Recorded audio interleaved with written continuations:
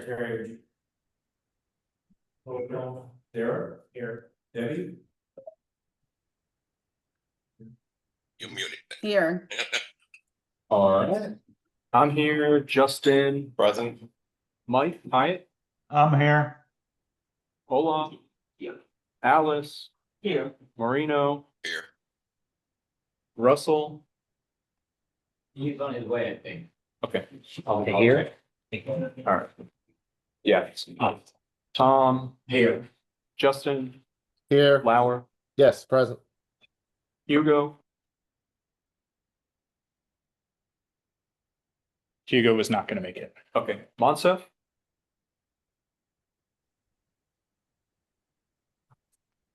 He should be here. I thought I saw him on there.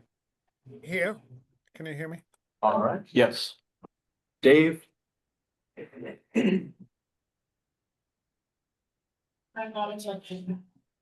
did too. RVPC is in the meeting. Dave, can you hear us? We can't hear you.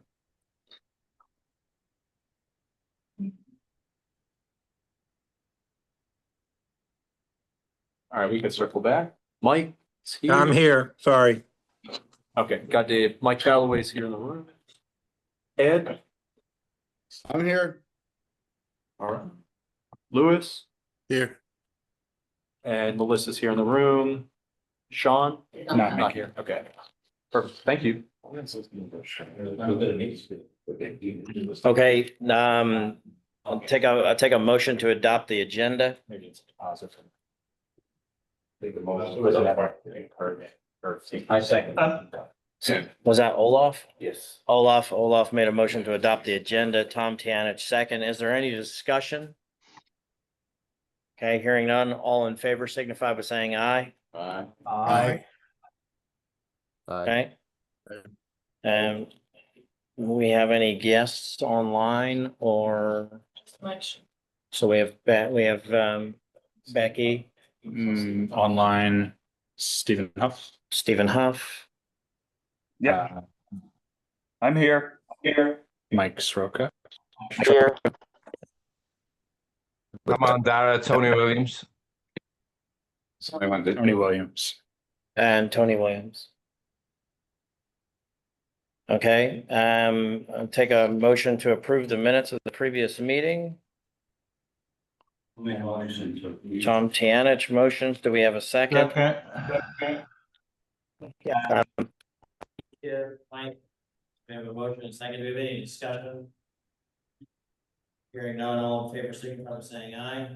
Aye. Any Aye. opposed?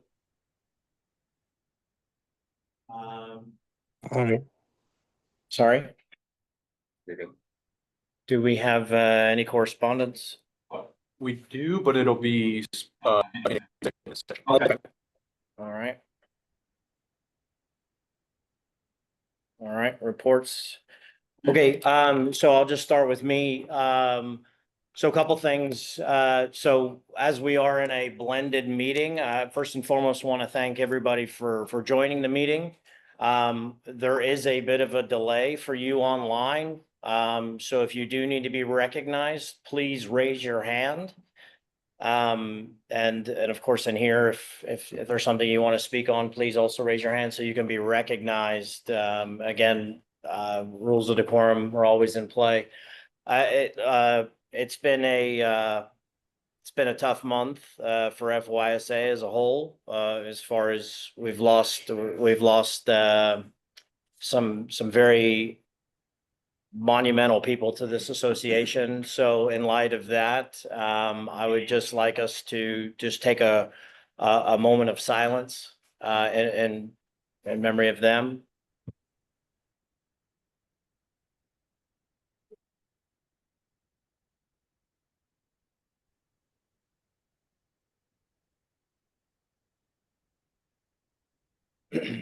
Thank you, guys. So my report, I'll keep it, try and keep it brief. So some of the things that prior to the AGM that I wanted to speak about, given some of the things that I had seen and or heard. And then on top of that, some meetings that have taken place and will continue to take place with some of the clubs, with myself and Ryan and some of the staff. You know, and this is straight from the horse's mouth, being our membership. You know, some of the things that I got back from the FYSA AGM was we are not listening to what the membership want. We are too hard to deal with. Our rules are too cumbersome. There is too much red tape to bring a player from a club setting to the field. It is too hard. It's too tough. In a meeting that Ryan and I had with senior officials there at Florida Premier, the question was asked to Novi Bosho and Denise, why not FYSA? And the answer was, you have too many rules. You have rules about rules. And while they want to be a willing and working partner with FYSA, we do have a hill to climb to get back into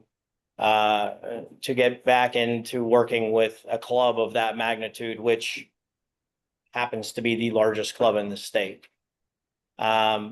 Just full transparency to the entire board. I've been working with both Ryan and Chris Waugh on setting up a statewide event where the idea is bringing clubs in and opening our ears to listen, not presenting them anything. No, there's nothing to present. It's all over our website if they want to see it, but it's asking the $1 million question: why? Why not us?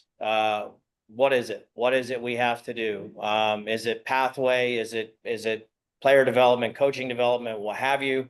So these are a lot of the questions that now have to be asked, and there's going to be a major effort on my part to get out in front of these clubs in all of the regions, along with Ryan. So we've begun putting a plan together on what that looks like, and sitting in front of these clubs, big or small, mom and pop, it doesn't matter. We have to understand our membership, and why they are fleeting. Once we have that understanding, I think that gives us the data that we can then go back and make the changes. Again, it's been a very excuse me, it's been a very tough month for us here at FYSA. I know I'm not as tenured as many of you, with the likes of Barb Newton, a former president of this association, and then of course our previous secretary, Becky. Devastation is the best word I can think of, and I know many of you, you know, in this room and on the call have had a lot of time in the trench with individuals. So those two individuals will be sorely missed, and you know, we keep their family in our thoughts at all times. So that's all I have, and I'll turn it over to our secretary. I don't have anything specific. Okay. Excuse me. I don't know how to put, I don't know how to put the little hand out there, so that's why I have my hand. I'm sorry. You're recognized. Go ahead. I don't know how to do that, so. I'll come back to you. Just a quick question. When do you have those meetings? Are those in person or are those by Zoom, kind of like this, or? We are talking about Moreno. We have, of course, our relationship with the Marriott. We're talking to them about a meeting space in Orlando, in a room, lunch provided, and again, just having that open and honest conversation. We have earmarked clubs from all regions to attend. That invitation has not gone out as of yet. We're looking at the timing. We want the plan to be right here. We want to know what we've got, who's coming, who's committed. And then what we are reaching out to, not necessarily club presidents, but we're reaching out to the club technical directors, Because those are the, in most instances, if not all cases, the club technical director is making the decisions for the club with regards to the competitions for the players. So, but again, that's what we're looking at, Marina. So would the regional people be involved to these meetings, or are you? At total, again, as I said to you, it's total transparency. Whether you want to come or not is up to you. But again, we're not coming in, my opinion is we're not coming in and we're not selling anything. We're listening. We have to understand, as to why not us. I think that's the biggest thing is that I took from the AGM, from the membership, is we're not listening. So wouldn't And- it, on that note, wouldn't it be easier to have it at like one meeting per region, and just so we can listen to what our region, if they don't want to talk to us, but they want to talk to you, maybe, Sure. I I'm don't not know. I'm opposed- just I'm not asking. opposed to it. We're brainstorming the whole thing, Moreno, so I'm not, look, again, that's why I put it out to the whole group, we're all in this thing together. So whether it needs to happen regionally, but again, it's, we'll put it together. Okay, thank you. I have Mike Calloway here I would recognized. just like to say thank you for doing that, because I think it is a great need that we don't communicate well with the clubs, and we have too many barriers in place. And I think that's a great first step to try to fix some things. So thank you for you and Ryan for taking that on. Thank you, Tom, and then Mike Hyatt, I'll come to you. Mr. Chair, you said the invitations did not go out, but I believe invitations did go out. The deadline to reply was tomorrow. The meeting is set for November 2nd and 3rd as a celebration. And the cost is burdened by Florida Youth Soccer Association. What is the budget for this meeting? And I know we sometimes can get corner flags with our logo on it because the budgetary constraint. What is the budget for this event? For the meeting of happening in 2 weeks? Yeah. Yes. I was unaware that communication went out to the clubs. I saw preliminary communications, Tom, so I will get to the bottom of that and get an understanding, and I will report back to the entire board as to that. Mike Hyatt, you're recognized. Hi, everybody. I commend you guys for doing that, to reaching out to these clubs.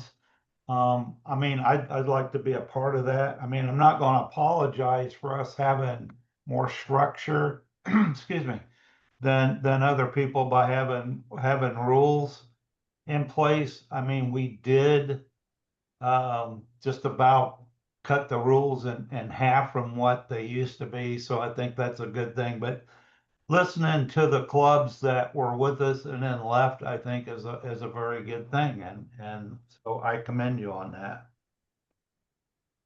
Thank you. Olaf, you're recognized. Are we discussing this now further, or because? I was just giving my report. I'm happy if we just want to kick on and then. I had it added as an agenda item. It kind of like, I guess, got a little bit washed up in one of my reports. So I don't know if we want to just continue discussing it now. I'd be happy to share my point. Otherwise, we can do it later. To 6 or so. Okay. All right, Olaf, thank you.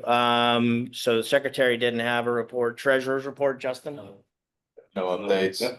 Okay, thank you. VP Coach Player Development, Debbie, you're recognized. No updates. Thank you. Additional board member reports, RVPs. RVPs. I got something if that's okay. Yep. You're recognized. Thank you. I just wanted to put out there that Jen DiTilio had sent me her written notice of stepping down off of the Rules Committee.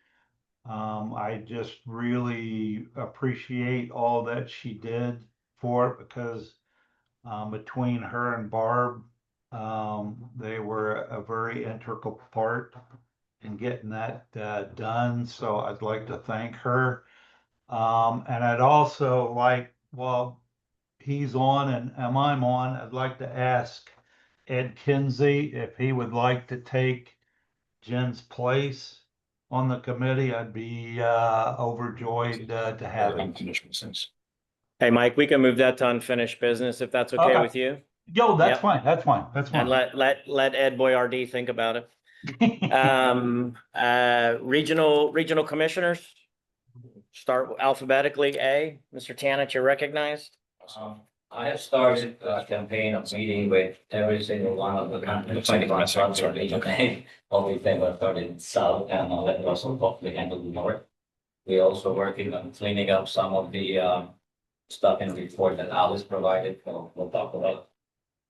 Second, where some stuff's not reported in the players yet, even though we're already in October, so that's cleaning up. And then we're working on removing duplicate players in golf sports, because I think there's like 11,000 something, maybe more, and it's causing some issues for people. With very different things, whether it's NGS or poaching or whatever. So we're working on cleaning that up. Also, the 7 leagues, I'm sorry if I'm stealing anything from you all, I'm not even gonna talk about it. The 7 leagues, Florida Soccer Association sanctioned leagues that are part of the FSPL pathway, a meeting on a weekly basis, and we have already knocked out a bunch of things where our rules are now synchronized across the leagues. We're working eventually getting towards everything we aim people, but right now we've knocked up only 10 or 11 items where some leagues have to change certain things and some leagues already had it implemented, and we discussed it. For example, we just had a rain-up policy, which some leagues didn't have. How do you get referees? How long do you wait? How does the scoring happen? And probably 10 people over a 2-month period have knocked it out every single way, comparing what was already in the 7 different league rules. Some leagues didn't have it, like I said, and then we came up with a unified, so I think there's a way for us to work together, even though we're competing for same clubs and same teams. And I think this is a great progress we've made. We've been meeting for Since the beginning of the season. well, since last AGM, we met for the first time in last AGM, and this was the one prior to that. And we made huge progress, so I think there is some positives there, rather than leaving it for the good of the game. I think it's important to talk about, ongoing procedures. Thank you. Thank you. Region B.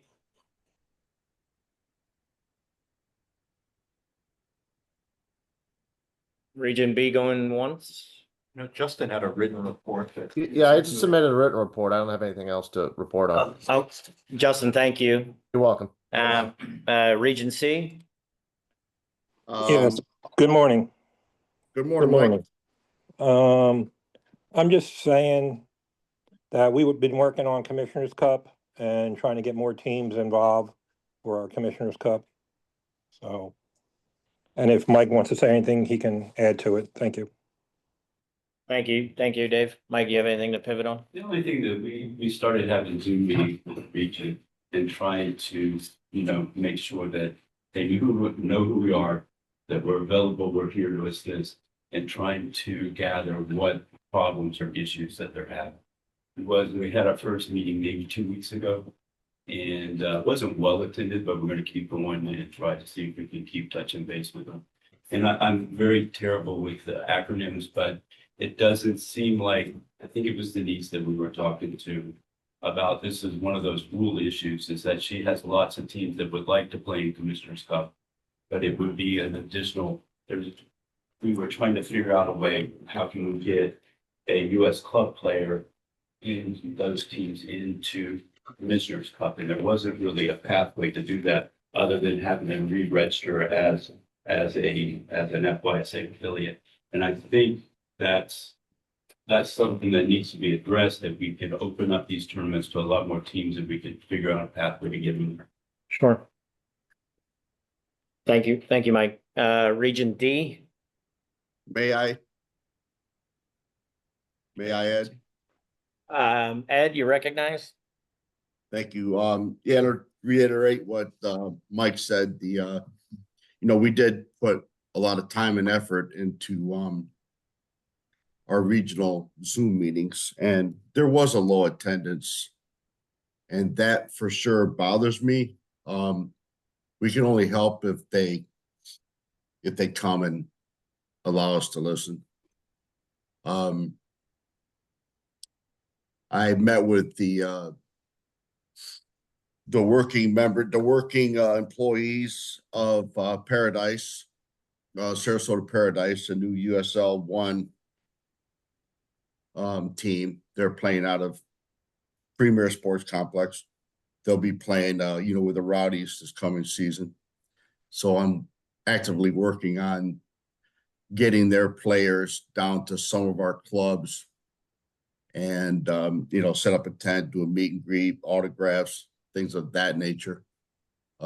Pretty excited about having them on board with the Rowdies. And,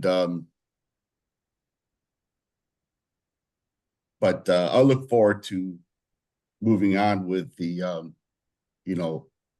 listening to the clubs and see how that goes for sure. That's it. Thank you. Region D. Good morning, all. Morning, Lewis. We've just been working on the programs for the upcoming few months. We've got the girls and soccer program. I'll let Melissa talk more on that, but we're having a new location in Navarre next weekend. And then back in Tallahassee again, I think in November. Working on Commissioner's Cup and a new location as well in Panama City at the Public Sport Park. We've got that contract signed. So our February 14th weekend, we'll be playing there for the Commissioner's Cup and looking to get more teams in it. We had an increase last year from the year prior, and the years prior to that, it was pretty much non-existent in Region D. So making progress. In regards to the big meeting with the clubs, to find out the reasons people don't want to join FYSA. I feel like this was a meeting I just wanted to kind of chime in, not really talk about it, but that we've been working on since April or May. It was an idea that came out at the end of kind of the last seasonal year that we talked about, and it just took a long time to put together. So I'm looking forward to that. Hopefully we can get some Region D participation as well to what their needs are. Thank you, Lewis. That's about it. Okay. And Melissa, I'll come back to you here down the line. We have a women in soccer piece, so I'll come down to you on that. Is okay? That is Kind cool. of save you. Yeah. All right. It's not listed here on the agenda. VP of Comp, Olaf, you're recognized. Okay. First off, good morning, everybody, online as well. Competition, obviously our competitions are ongoing, leagues have started, FSPL, Sunshine Conference, everything else that goes under us, including what you see out there right now, State Cup Finals this weekend, U18, U19. Region A, probably represented by 3 teams. 8 yesterday, 3 today. Sorry, 6 yesterday, 3 today. Anyhow, from what I heard, I was at ODP yesterday, from what I heard, good games, good quality. So we have a competition on the competition side, obviously, as you all know, the changes that have taken place since this year with the FSPL pathway and the affiliated local leagues that are cooperating with us. We meet not just weekly with the competition department, but also with the leagues, as Tom mentioned. And there is a hefty exchange between the competition department and the leagues to implement changes that the leagues can apply to their own rules, bylaws, procedures, etc., to streamline it. Because I think one of the issues that we are having is at the local level, everybody was for too long operating a little bit on their own, and everything was different, right? One league to the next is different. If you're as a club, if you have teams participating in 6 different competitions, which is not unusual, you deal with 6 different set of rules with 6 different procedures, etc., etc. So we've been trying to streamline that. A big part of it has actually become the refereeing side, believe it or not.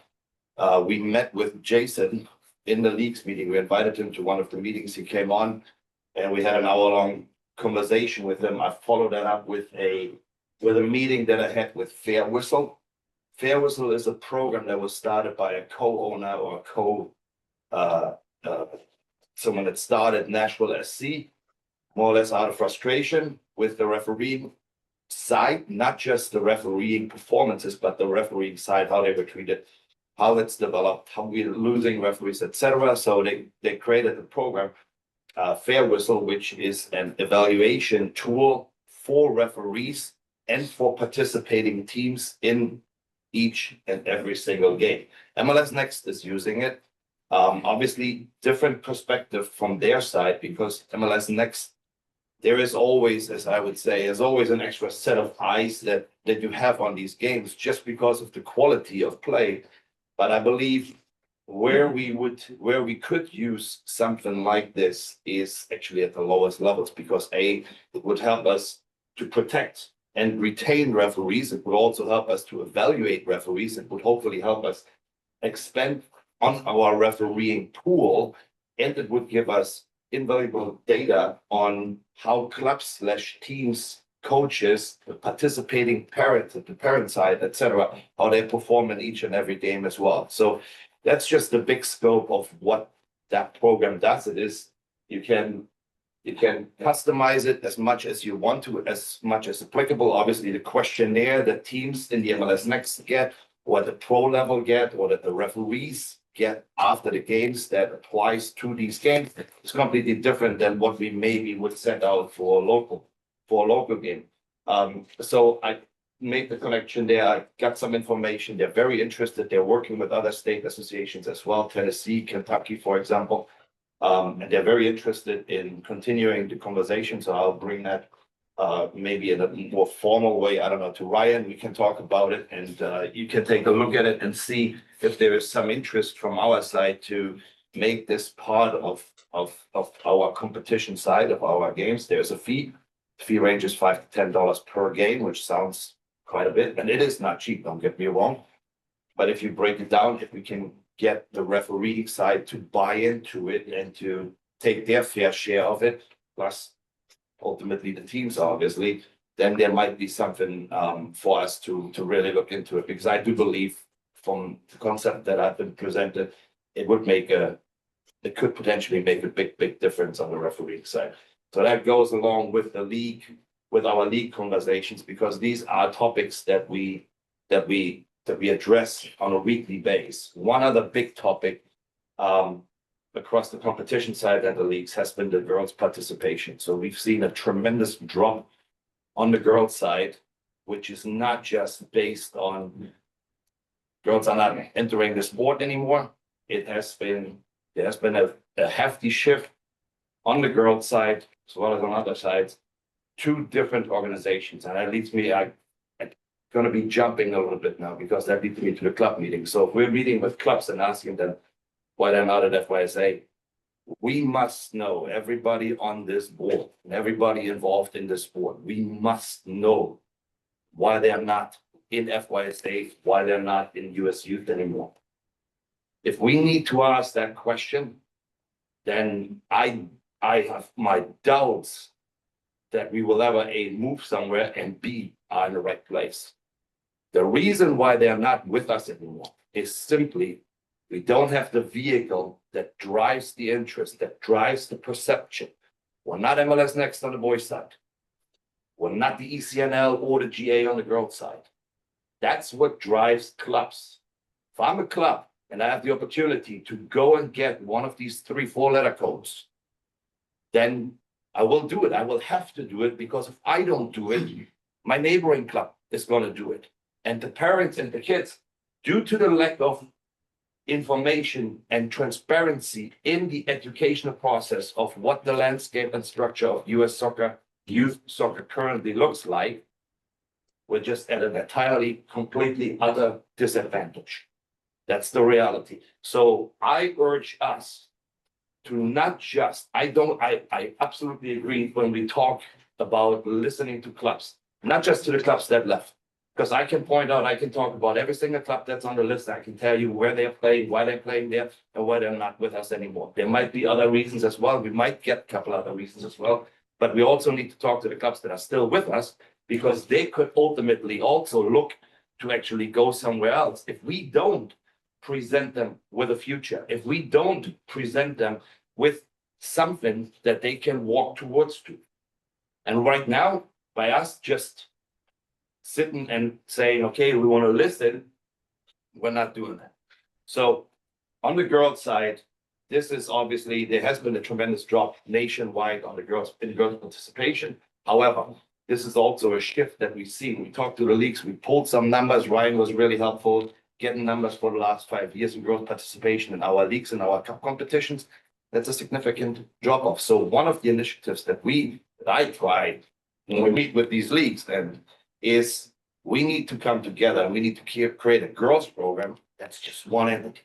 That's just one thing, and it runs at whatever level, depending on the numbers that we can still pull, but give the girls side something. Where are the clubs that are in limbo right now, and there is still some, give them something to look towards to. I was in a Region A meeting in, I think in May or something like that. And while it was poorly attended, in my opinion, as well, just like probably the other regions, I think someone made the comment here, Ed, I believe. The overwhelming message was on the girls' side, why don't we have it all under one umbrella? Obviously locally first, but then also with the other levels, right? And so something, the girls' side, we really, really need to take a look at. The one thing that always comes into it is, I mentioned the vehicle that we don't have that drives this whole thing, right? So where is you as youth on this? This is what I would like to know, because there hasn't been any communication. I don't know if we have any correspondence that happens on a monthly basis between you as youth and FYSA. We have not been made aware of it. So I have no idea where you as youth, for example, stands, neither where they see themselves going. They aligned last year with US Club and AYSO in their attempt to apply new age groups starting next season, right? So is there more? Do they have any? They must be fully aware of what is going on in the landscape around them.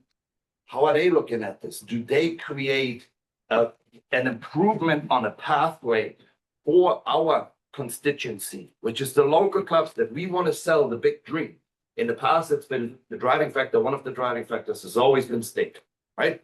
That's been the competition that we could hang out there and we could say, okay, this is our greatest competition, come and join us.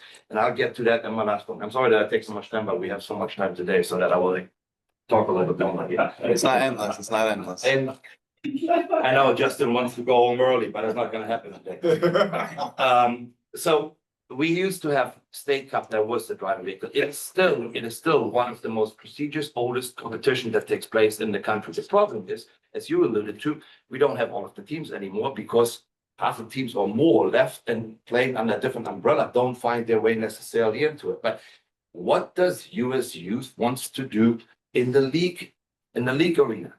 Are they just going to rename their top level, which is the National League system, every single year, which they have done over the last 2-3 years? They literally just changed the name, made a minor change to it, and then running it the same way. What's the leadership that we are getting from them so that we can, at the level below, go to our clubs, not just meet with them and ask them, what do you want? And then we can provide it, but maybe present them with opportunities. Because at the end of the day, the clubs that left us, it comes down to money. That's the reality. It comes down simply to money. They're in a club versus club environment. If you're playing in a club versus club environment in the highest level, I would, and don't name me on the numbers, but that's the numbers that I have heard. If you're, for example, in an ECNL environment down in South Florida, it costs parent about $10,000 to $15,000 a year to finance a player in the ECNL environment to participate based on the travel that's necessary, based on everything that comes with it. Now, do you think that if we all have a club and we go into any of these environments, that we're just going to fill the first teams with players that can afford to play?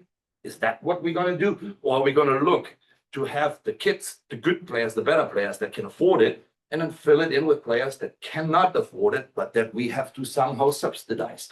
If we have to subsidize them, the only way to do it is, because we're not Inter Miami, we're not Orlando City, we have to create additional teams where the members of these teams pay a certain amount of money as well that is funneled up into the participation of the players that cannot afford it. Now, the problem that these clubs are now having is that their second and third teams are also playing in club versus club environments, ECNLR, MLS Next 2, NAL, DPL, etc., which effectively costs an arm and a leg as well. So now the second team is actually not taking their fair share in the financing of the players that they have on the first level anymore. So now they're going into the third and into the fourth. And that's where our problem lies, but also our opportunity, because we're the only entity in the US soccer right now that is having still a somewhat legit team versus team based environment where it's decided on the field which team, not which club, plays at what level. And this is something that US youth needs to look at urgently, and that's something that we need to look at urgently if we want to continue with any leagues under US youth, unless we say we're done. As you want to play league system, go and play on a different entity. We're simplifying this thing. We're taking one of the pillars out and we're reducing it to one or two, maybe one on each side, one on the girls' side, one on the boys' side. Cup competitions, great opportunity for us. There's something, that topic, I'm not going to go too deep into this today, but this is something that we've been working on, that I've been primarily working on, because I believe in the cup competitions, there is a tremendous opportunity for us that lies out there in bringing teams, I shouldn't say clubs, bringing teams together in one competition that they don't have, right? In this country, we're crowning at least six national champions every single year in the same age and gender group that never played each other. The ECNL boys champions, when do they play the MLS Next champions? When do they play the next, whatever, the National League champions? They don't.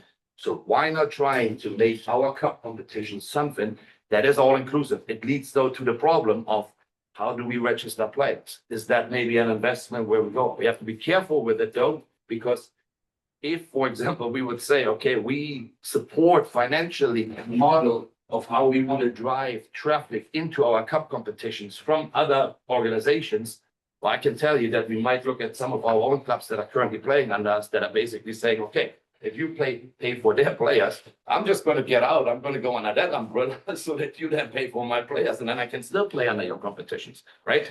So we have to be careful, but it's definitely worth an approach. I also believe this cup competition restructure, as I call it, needs to be massive. It cannot just be a slight shift. I've been tinkering around with ideas of having State Cup and President Cup starting in the first round.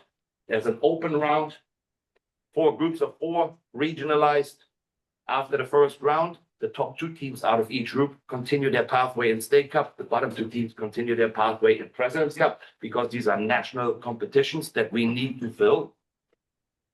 Calendar-wise, bring it into start it in the fall. Make it go, let's go into the calendar and let's look at it and say, okay, what dates, A, fit our competition, and B, also maybe the competition on the other side. Maybe we find dates where ECNL doesn't have anything. Maybe we find dates where MLS Next doesn't have anything. And we can go in there and we can offer these dates and we can go aggressively into these clubs and say, would you be interested?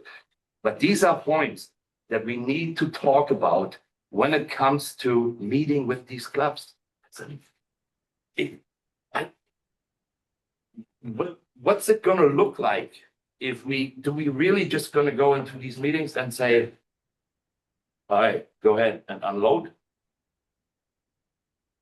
Just go up on us and say what all the things that you might need, all the things that we maybe not even be able to present for. Do we want to be the leading factor in giving them an opportunity of alternative?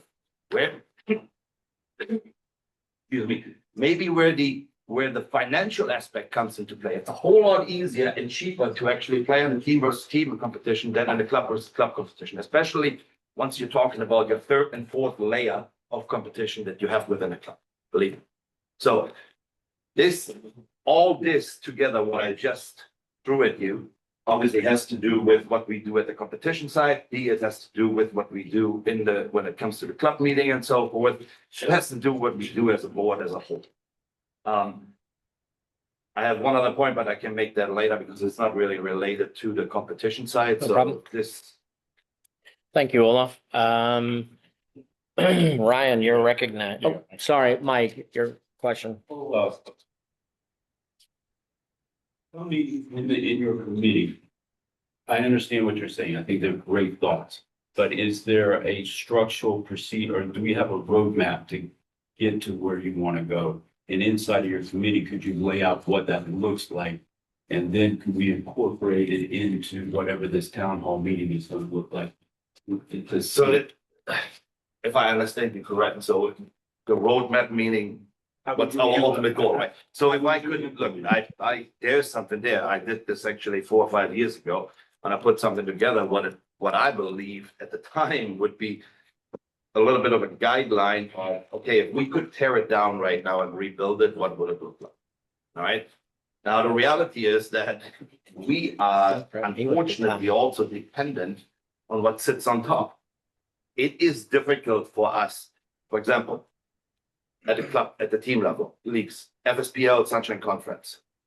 We have a pathway in place, as you guys all know, where local teams through local league participation qualify on the field through promotion and relegation, something that clubs, leagues, clubs, teams have asked for decades, where they qualify for FSPL and Sunshine Conference.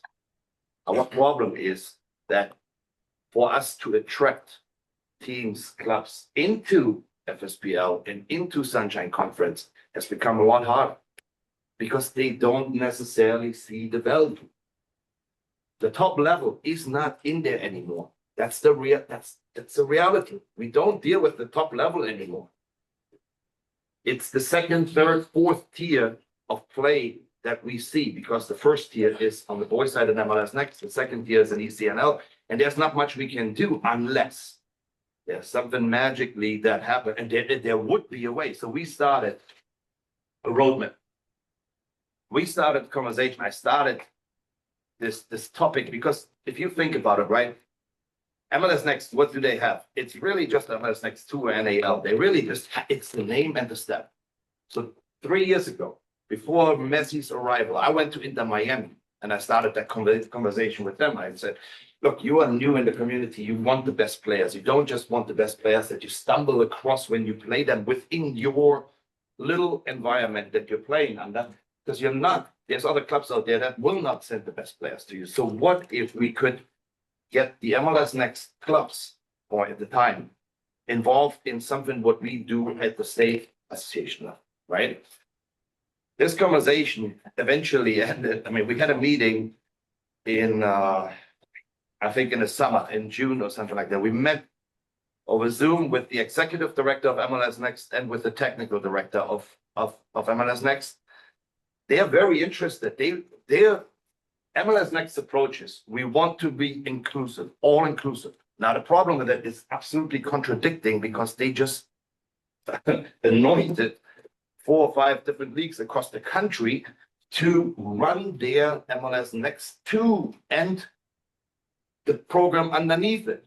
So the all-inclusive argument is not really there. But the one interesting part that came about it was initially US Youth, when the DA went up, earlier, US Youth actually sat with MLS Next and had the opportunity to do something together.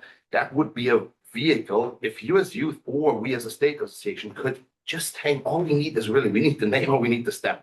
That's what I've been telling these clubs, because if we have that, now the team versus team environment that I was alluding to could be a legit alternative to any club versus club environment. Kids that are not in the club versus club, that are not playing for West Florida Flames, but they're playing maybe in a club somewhere local here and they can't or don't want to drive over there. But in the team versus team environment, you put the MLS logo on top and they don't have to do anything. That's what I've been telling them. I told the guys, I told Louis that, I said, you guys don't have to do anything. All we need is just look at it as an opportunity for you to potentially find some players for your MLS affiliates. So twice a year, just send an email out about an event that we do under this, blah, blah, blah, whatever it is.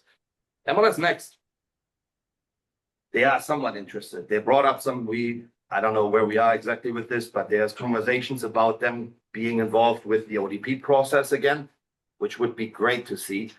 And the second part is that they're actually interested to invite some of our state cup winners to an event. So that conversation is ongoing, which is why we should be following up, whether it's us or it's USU, in the conversations with them, if we want to keep any relevance. The other opportunity, possible opportunity, I think, will be conversations with USL. USL is driving their own wagon down the road right now. They're not looking left or right. Not just do they have their women's league has the same status as the NWSL. It's Division I status. The men's league that they gonna start supposedly in 2026. I think it might be delayed, but officially it's supposed to be in 2026. Men's division is the same level as the MLS. It's the same status, it has the same league status as MLS, which is, that's a problem in itself, right? If you think about it, what US soccer has created, the opportunity to have, it's like I'm going to England and Tom and I were going there, we're saying, okay, we're going to create another league and we want to be at the same status at the EPL, and we're taking 6 of your clubs that are coming over to us. However, that's where we are. So that was a long-winded answer to your question, but it requires us to understand what the structure, what the landscape looks like, to then go in and figure out what are our approaches, what can we do, what are the things that we maybe can do, but then also pursue them.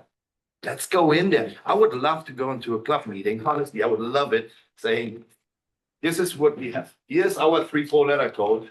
You can play in our league and your players can have a legit pathway to be identified by whatever the next level is, without them having to travel 8 times a year to, God knows, I don't know, fly to Georgia, South Carolina, and I don't know where. Does that answer your question a little bit? Pretty in depth too. Yeah, Mike. you can expand Yeah, elaborate a little more if you. Why don't you guys Thank you. connect offline Thank you, Mike. I'm sorry, are we in? I'm happy to pick up there. Yeah. That's why we're sitting here. That's why I Ryan's brought it got up. some of that in his report. I don't know if that helps, Mike, if that might answer. Ryan has some of that, some of Olaf's potential stuff there in his report. So without further ado, our esteemed executive director, Mr. Foley, recognized. Sure. Good morning. So I'll pick up where Olaf left off. It's a little out of order just on the report that I shared. So to the MLS Next side, there's supposed to be weekly meetings with state leadership, so CEOs and executive directors, as well as MLS Next leadership. So as you mentioned, Luis Robles and then Kyle Albrecht and their team, to see what a pilot program looks like in connecting some sort of pathway to their tier 2, which obviously goes up to their tier 1 programming. This all solves or potentially solves something on the boys side. So the point that you made for USL, I think can serve a purpose for us to start having those conversations. Right now, everything with MLS is stalled because they've made a pitch to the commissioner of the league and the executive team there. And at the moment, they're just waiting to hear kind of how far they can go and what funding exists for them. So FYSA was essentially offered to be a part of a pilot of about 7 states, just given our market, multiple MLS clubs in the state, to be a part of this MLS Next 2 pathway. As Olaf mentioned, it provides the opportunity for some state cup champions to advance to either Next Fest or Next Cup. Provides some talent ID opportunities for players in ODP to participate in some training sessions and then be scouted by different MLS clubs, like the actual MLS club, not clubs competing in MLS next. So, there are some real opportunities, and I think the quote from Fred Lipka is the future is local. So I think they're looking at the state associations as an opportunity for their model, and there is some spot for us. We just need to kind of shake out on where we go. To the USYS side, Joel may have shared this in the past, but US Soccer is conducting their ecosystem review, and USYS is doing a state-by-state analysis. I think this puts USYS in a holding pattern for the moment because everybody's looking at US Soccer to lead. They are looking at the entire landscape from adult to college, if anybody saw that white paper this week, all the way down to youth. And from the youth side, I think US Soccer is looking at this from the lens of a state association and USYS. There was a slide and a saying, I don't know how true it is, but they believe that state associations are the backbone of youth soccer. So I really think that they're going to clearly define what they believe the role of the state association should be, what competitions from the youth side they may choose to ultimately anoint, and kind of define a structure within the landscape. We anticipated there would be a pretty decent announcement about this at the grassroots symposium a few weeks ago. Unfortunately, we played with Legos for about 2 hours. Like, not kidding. We went there and we played with Legos to try to solve what the ecosystem looks like. So we're hopeful that by the member meetings in November, that we'll at least get a little bit more direction on what this shapes out to be. So there are ongoing conversations. Again, I think USYS is just kind of in a holding pattern until they see what US Soccer kind of shakes out and defines. They can start moving in a direction today, and then US Soccer can decide a different direction a couple months from now, and that's not healthy for any of us. So that's a little bit on the competition side. We'll stick to US Soccer. We're collaborating right now on a community activation for their this would look like players that are generally not involved in soccer, from boys and girls clubs, and generally not within FYSA, but allow us to kind of connect with the community and get them exposed to the sport. There'll be some cool activations of men's national team players that we hope to complete their travel from a game a day or two prior. So reaching out to some contacts with US Soccer there to support that event and have some FYSA presence around the game. On the staff side, going through some really healthy conversations about how we can streamline some of our processes internally in the office, look at what is taking a lot of time from a manual effort perspective, and seeing how we can prioritize, digitalizing this and modernizing some of the practices that maybe just we haven't thought about or spent time on in the past few years. By the time I shared this report, we were in the final stages for the competitions coordinator role. We've now extended an offer to a candidate. He's got a pretty good history in the USL space and with the Tampa Bay Rowdies just as a coordinator there. So I think there's a good fit. In his conversations, I expect that he'll accept that role, and we'll see him onboarded by the end of the month, and that will see competitions now staffed at call it 2.5 full-time employees. The last one, at least in my section, before I highlight some others from the staff, is that we are working with other state associations to leverage some of our shared resources and programming efforts. Two examples of this, we look at Region D in the girls and soccer program in Navarre. The numbers are low, but given the location, we can reach out to in Alabama and try to see them involved and share the great work that we're doing. So that's one example. I shared an example with Debbie yesterday that there was a grant that a few state associations received to fully subsidize B license for an all-female B license course.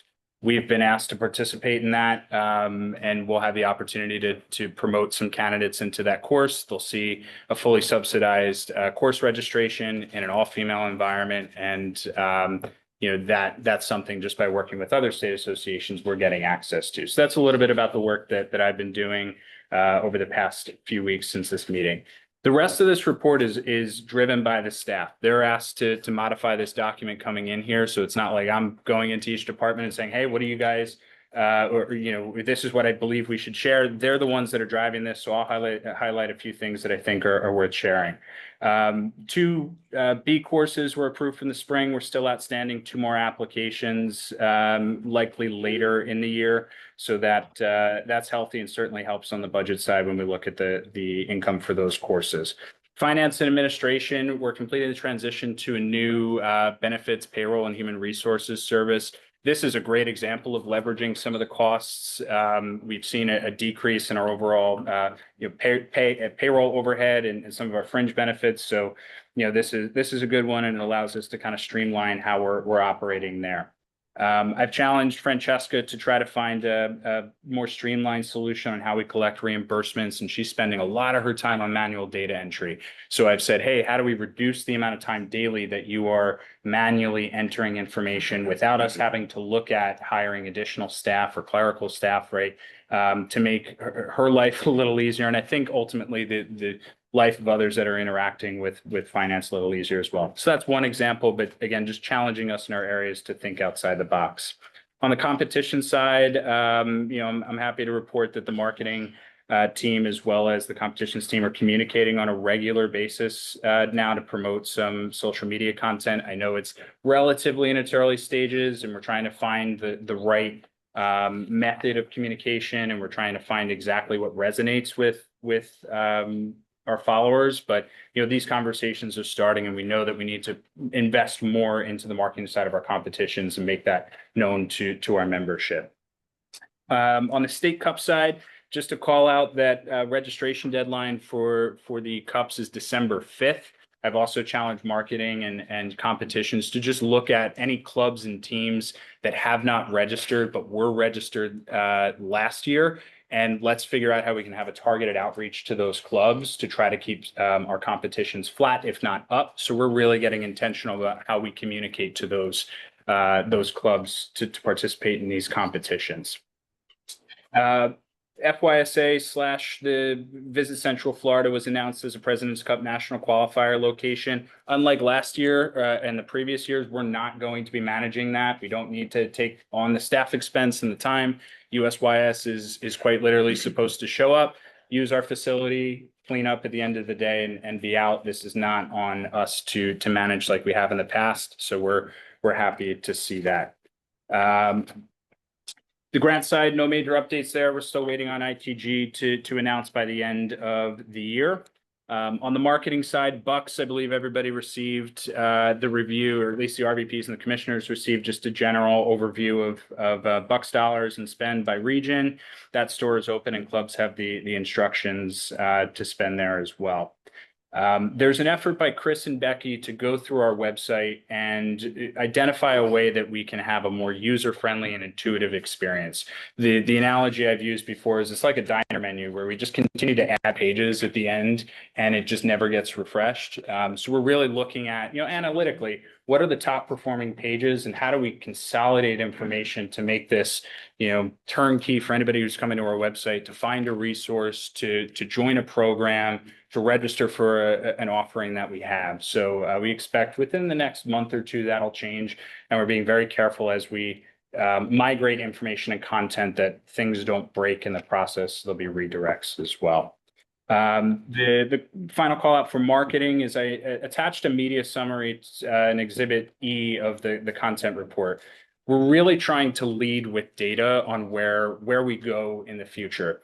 This is a very early iteration of the report. It's intended to just say, hey, what's our baseline from the marketing side? What's our follower count? What's our impressions? So we can then define over the next few months, hey, here's where we want to go. Here's the type of content that's resonating. Here are the age groups and populations, right? Because we know that we need to spend more time on marketing and we want to be really intentional about how we do that. So this report is a first, I hate to call it a draft because you worked very hard on it, Becky, but it's essentially a first draft on where I believe we're heading. And we're going to use that format to help us to inform some of our decisions on content and posting time and calendar and all the like.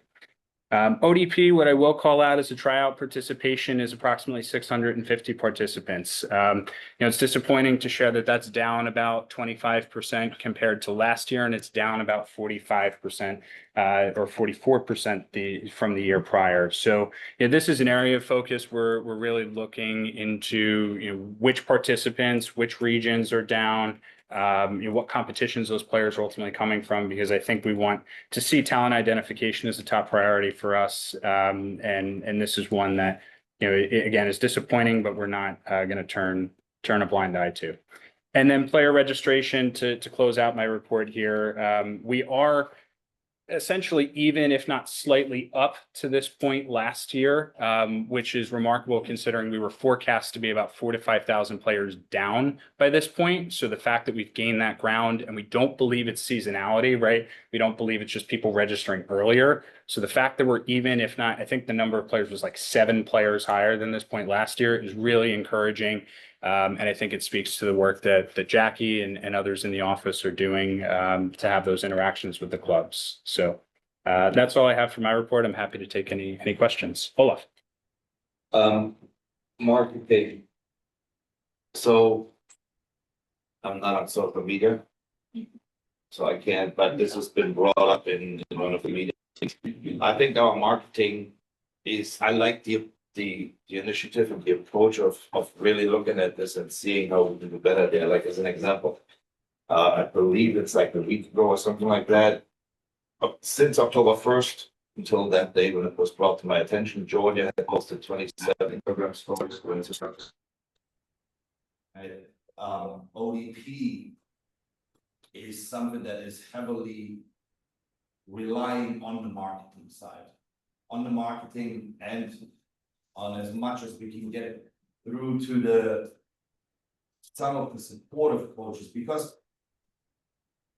it is a program that often conflicts with the schedule teams have, that coaches have, so they are not as open anymore to send their players to an additional environment or an additional opportunity, even if it is useful. And I mean, I've been in the ODP program now for I don't know how long. And I do believe it is a great program. I like to see, or I like the approach that US Youth is taking there, that US Soccer is taking, and looking at the ODP program that truly as a vehicle of player development there. But we rely on the marketing side. It needs to be marketed. I mean, I sat with Tom last night and we looked at our website and we looked a little bit at, again, not the social media posts, but it's like, how do we market? I mean, if we have certain events that are taking place within ODP, we need to milk this.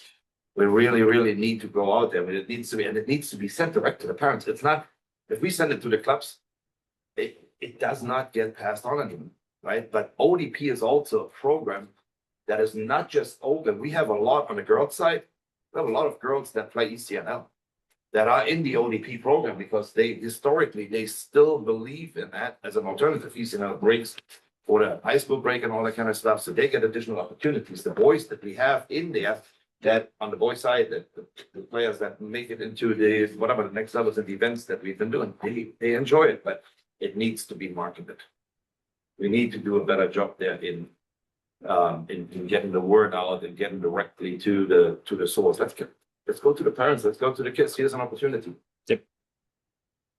Tom Tianich, you're recognized. I believe you had a question. This might not apply to the competition position that you're looking to fill, but I know in the past, we have lost many good employees because of our geographical restrictions that we've set upon ourselves, where we don't allow people to work from home. And I'm not saying anything negative about Central Florida, but let's be honest, the best person for the job might live somewhere else. What's your position on possibly allowing remote work?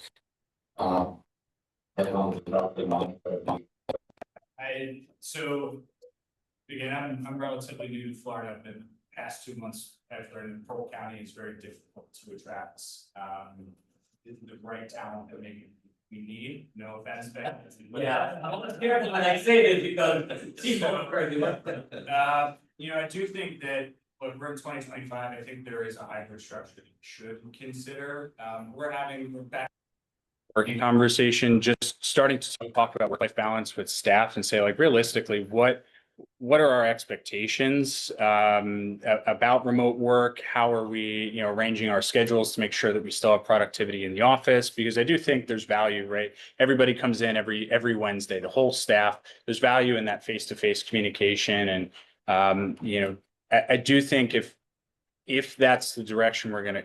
This building's not going anywhere, right? But if that's the direction that we want to go, we need to work on building a better hybrid culture. So there's a comfort level and trust that everybody's doing the work that we need them to do on a schedule that makes sense for our members and for our staff. So that's. So would it help you if we make a motion or make any kind of a suggestion where you can at least explore them? Because right now I think your hands are kind of tied unless we are unaware of something. No, I think I appreciate that. I'll also say I hope I have the autonomy to do that exploration myself. And when there's a recommendation, to come to the board and say, hey, this is something, or the personnel committee for that matter, hey, this is something I've observed and I'd like to make this recommendation transition. So I appreciate the offer for a motion, but I hope you guys trust that I can look into that without that. Yep. Thank you, Tom. Melissa, you're recognized. All I was gonna say is, our club does MLS Next, but Andy is very big he also wants FYSA membership, so we are registered both. So that we keep our numbers, because he's super involved and wants to be.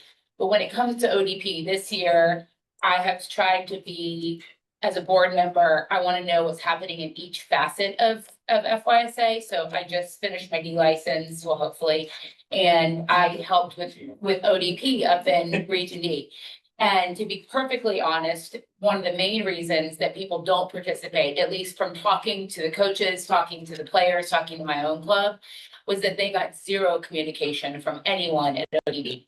It was uninformative, it was unorganized, and they got zero communication.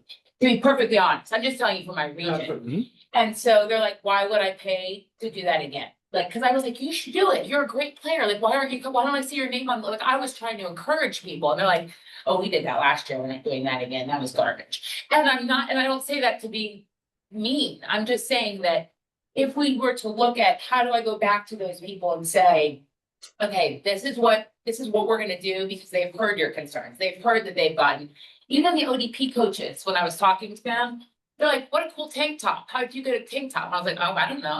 I'm on board. They gave me one. I asked for one.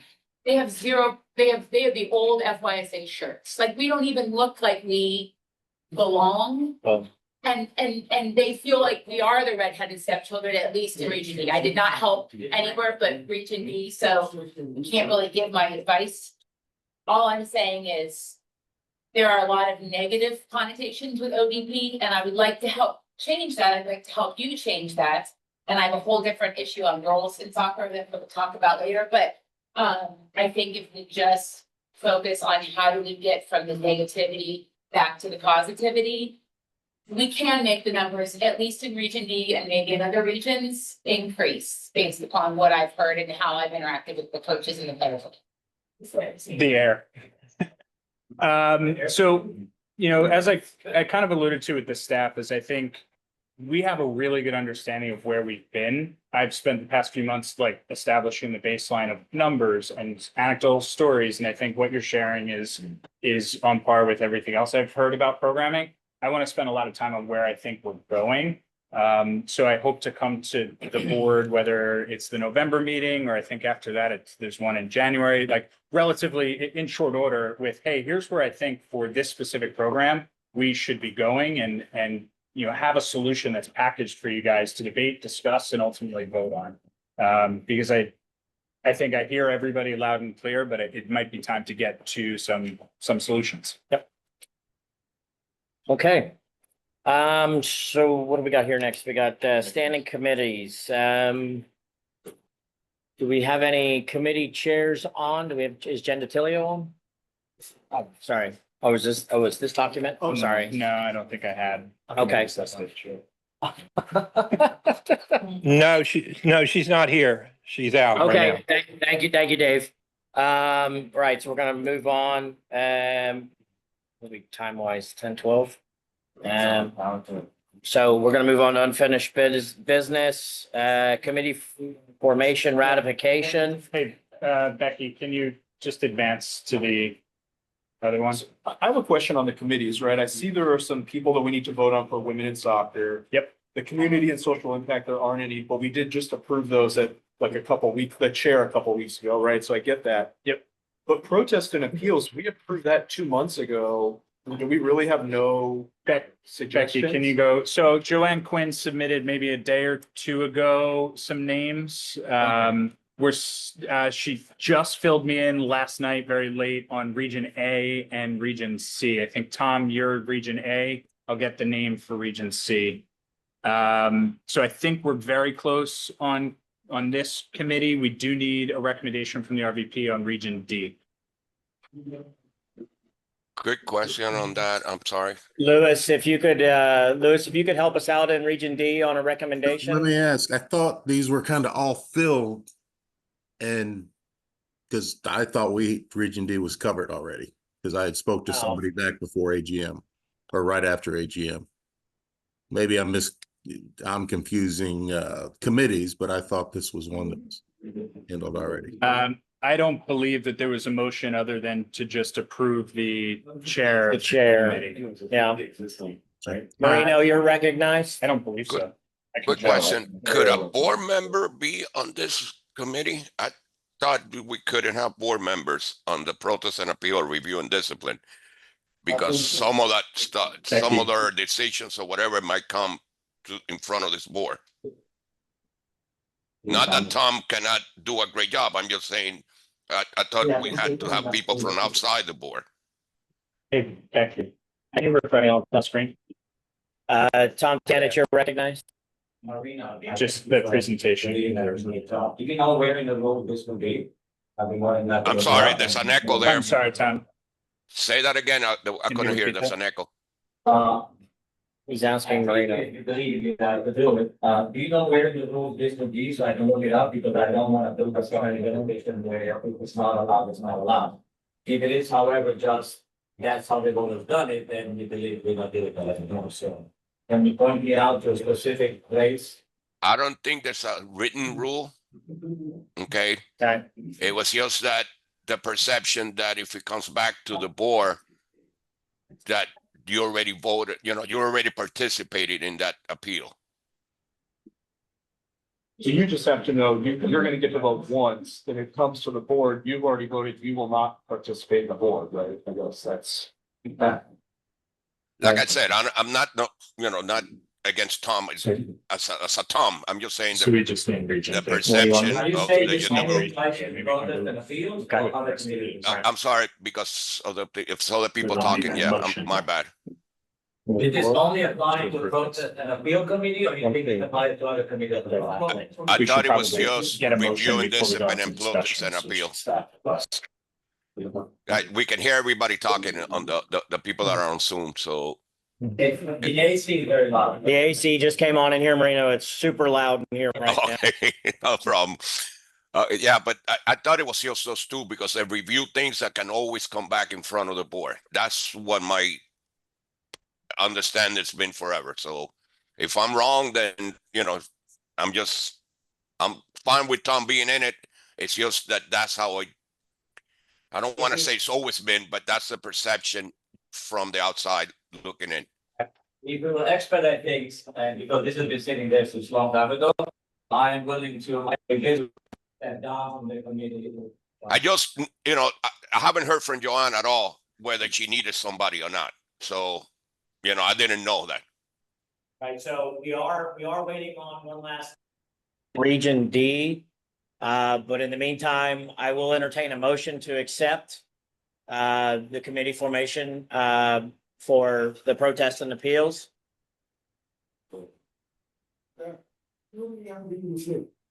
I'm sorry? It's up on. Sorry, yeah. I second. Or what? Who made the motion? Or? I need a motion. I make a motion to accept as presented. Okay, we have a motion from Olaf. Do we have a second? Second from Russell. Is there any discussion? Hearing none. All in favor signify by saying aye. Aye. Any opposed? Abstain. Marino abstains. Can't abstain, Marino. Okay, women in soccer. Committee first, so we need a motion. Okay, so we need a motion here. Motion to accept as written. Okay, do we have a second? Second. Second by Mike Hyatt. Do we have any discussion? I don't know, man. Hearing none, all in favor signify by saying aye. Aye. Any opposed? All right, motion passes. Yeah, Alan. Marina cannot abstain because it contributes to the conversation. Yep. So you gotta vote yes or no, voluntarily rule. Yeah. So you gotta vote yes or no, you cannot abstain. Marina, you wanna Okay, vote? no, then. no. Okay, I just, thank you, Marino. just for the record. Do you want to let us talk there and come back to? Yeah, so I am going to recognize Melissa. Okay. For girls in soccer. Melissa, you're recognized. So this year, the initiative was to expand into every region to girls in soccer. We are doing one next weekend in Navarre. There are about 50 girls Sean Acosta has his high school girls joining us this year. November 15th will be in Tallahassee. I think we're at about 50 girls right now. We just started pushing out registration for that. We're probably gonna cap it at about 120. And we do share, Tallahassee last year did share with Thomasville, which is Georgia. We allowed them to come in. They do participate in EDP, which is our league run. So they did have some participation. November 21st, we'll be down in I call it Miami Region A at Mako. Mako is hosting it. December 6th will be Clay County, which is Region B. And then February 6th will be Seoul, which is also Region B. Yeah. I do need another A and then 2 and C. I have been in talks with West Florida Flames about possibly hosting it there. Olaf, I have several answers as to why girls are not playing soccer. We can talk about that offline. We don't have to get into that right now. But I think that looking at it moving forward, I run a girls junior academy in Tallahassee. We meet once a week and I cater to the fact that I understand that girls have other things to do other than play soccer, especially at 7 and 8 years old. I don't think that they need to be on a competitive soccer team at 7, in my personal opinion. I also make it fun. My program doubled from 25 last year to almost 50 this year. I had to tell people no, because I'm only one person and I can't have my program get too big. But starting at the lowest age group and making them love soccer and not burn them out at 6 to 8 years old is what's going to funnel these girls to want to keep continuing to play. And if they love soccer, they'll continue to play it and they're not going to choose ODP or state cup tournaments or NPL or whatever acronym we're using over prom. They're not going to choose that over some homecoming. Like we have to, some girls are, I'm not saying all girls, but most girls in 2025 are not going to choose their personal lives over a state cup. And I'm just saying that's a fact. At least that's a fact in Region B and in Tallahassee specifically, as I deal with girls all the time, trying to make a roster of 11 to go when it's a homecoming weekend. I think that as a whole, even in the state of Florida, not just in Region B, we have to look at specifically why are girls not playing, and how do we realistically get more to play. It's starting at the youngest age and getting them to just have fun and love soccer and not push soccer down their throats. And eventually, I'm hoping that I'll have 60 girls next season, and they're 6 to 8 years old. And I compete with a club that offers a free program of this exact same thing. I want girls to play soccer. I don't care if it's my competing club that is taking them or if it's me. I want girls to be out there loving it. And I think you just need to have a passionate, to be perfectly honest, woman, because I think that if there's anything wrong with men, but if they see a role model of a woman loving soccer as much as they do, they'll want to continue to play. Having girl coaches, having women ODP coaches, I think is a huge important. And how do we do that? I don't know. Is there 20 women in each region that can help do that? I'm hoping when it comes to girls in soccer, that when I go to each region, I want coaches to come out. I say, I don't want just your club to come out. I don't want just your club. I want they give me the database where I can send out. I want all women to come out and feel empowered, and I want to know who you are, and I want to hear from you, and I want to know why you think girls aren't playing soccer, because that's truly my passion for why I sit on this board. And it's not just in Region D, it's in the state of Florida. So Can I just really quick, from it, it might be different region by region, but the girls are playing, they're still playing, they're just not playing with us anymore. At least in other regions, right? So we've seen a tremendous exodus out of US Youth into other organizations. As an example, Fort Lauderdale United, which is the Super League team of USL professional team in South Florida. We came in, established a women's team, which was fantastic. They had a lot of support from the local areas of at least the attempt of support there to get butts into the seats, which obviously finances it to some degree, right? After just less than a year, they decided we're gonna go youth. They grabbed an ECNL affiliation that was of an ECNL affiliate, was club affiliate that went belly up on the boys' side. And then they, in order to present something to on the girls' side that they could use that has draw, they use an affiliation of a Fort Myers ECNL affiliation that they're playing under. That's Fort Lauderdale United as a professional women's team. Their youth academy on the girls' side plays under Fort Myers affiliate. Should be. What that has done is they are probably 2 to 4 teams deep in each 11 versus 11 age groups. In the younger age groups, even more. We have a girls' academy that is that even them, they lost a bunch of girls to the ECNL pathway, whether it is directly to them or to another affiliate. So the girls are playing, they're just not playing with us anymore. I do believe, though, that what you said, the local play is obviously key because the girls that we are losing. That's why they eventually stop. They stop for 2 reasons. A, because they roll out and they don't like it anymore. They have something else that comes up, right? So we didn't make it enough time for that. Or we, the teams just don't exist anymore because after the team goes there because they chase the dream. What we need to do is we need to educate the parents. The reality is whether it's but outside, the biggest problems that we have is actually in the younger age groups. If you go out there right now, occasionally you will see some craziness happening in the high school age groups, no question. But where the real craziness happens is in the youngest age group because the parents that enter the sport, they don't know. They don't know what the structure looks like. This is a true story. I got a phone call once from an agency that was relocating a family with 3 boys from Hong Kong to South Florida, English family.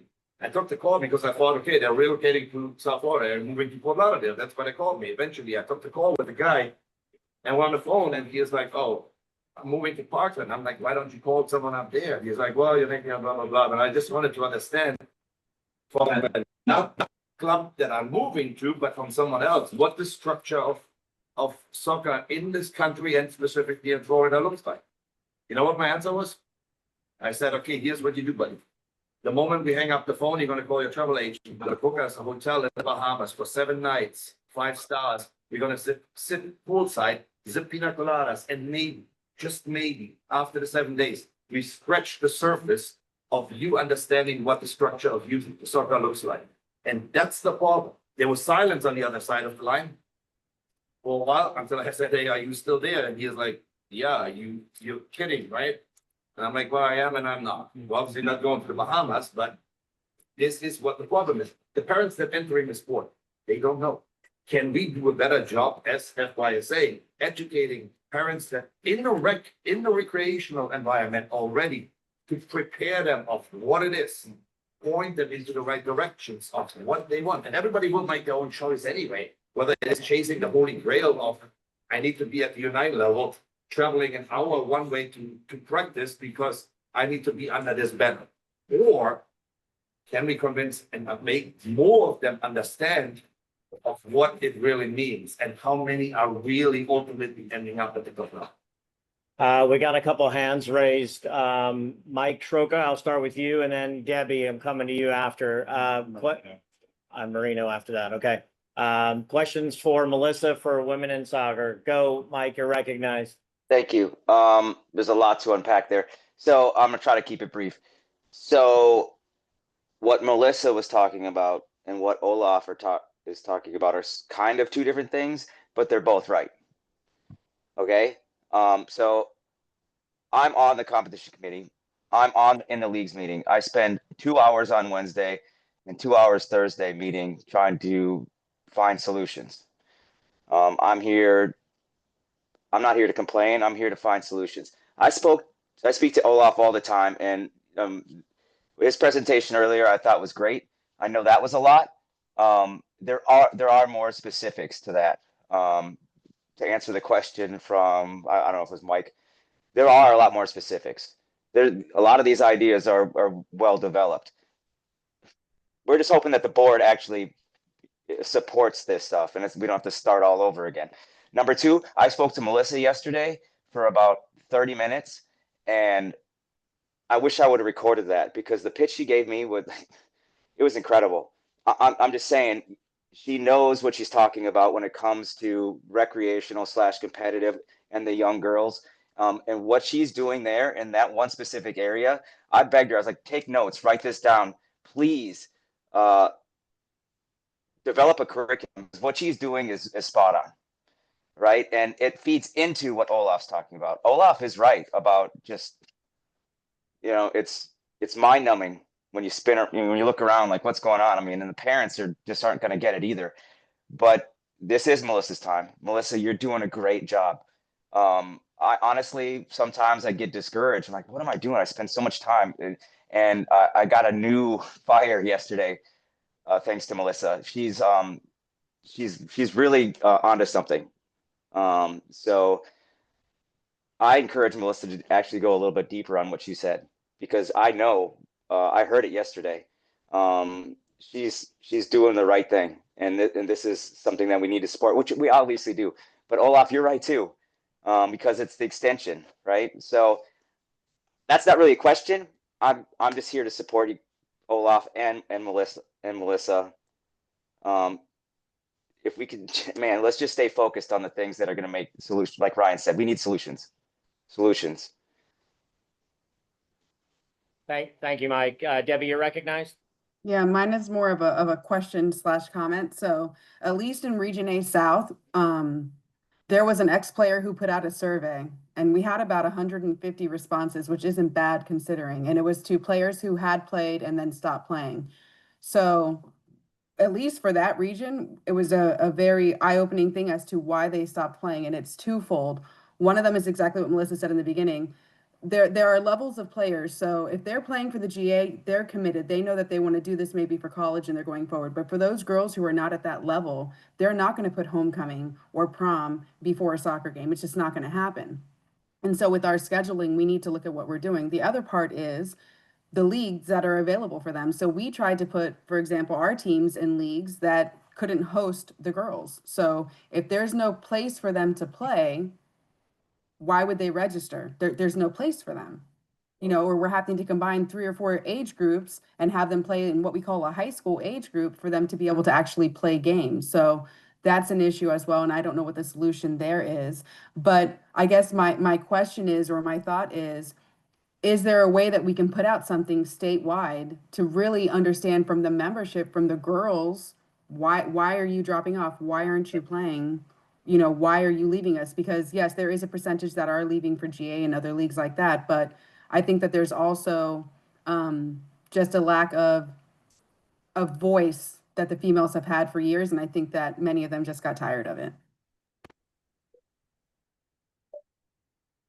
Thank you, Debbie. I think Ryan has an answer to your question. Or at least a start to solutions. So we started a few weeks ago, essentially a player potential analysis at the player level, understanding which players are not returning year over year. This is, again, very preliminary, and I think it really on the girls' side to understand which players are leaving the game, what area they're coming from, what age group, right? The number, I'll give an approximate, was about 40,000 players that we churn or we lose annually from FYSA. Now, we don't recognize that loss because we're also bringing in about 40,000 new players each year. But I think a concerted effort needs to be made on how we're retaining players. And to Debbie's point, one of the action items out of that is taking the, call it email addresses of those 40,000 and sending a survey and saying, hey, are you still playing the game? Yes. Okay. Where are you playing? Or are you still playing the game? No. Okay. Why not? Right. So starting to understand what the reasoning is. And then the final stage of that is, what are the predictors of churn, right? Using that survey, how can we predict the next population of players that are at risk of falling out of the game? So again, it's not a perfect next step, but we sit on a gold mine of data, and it's time for us to look at what comes next. So I anticipate having at least a high-level summary of that report by the next meeting. It wasn't totally polished for today. Thank you, Ryan. Marino, you're recognized.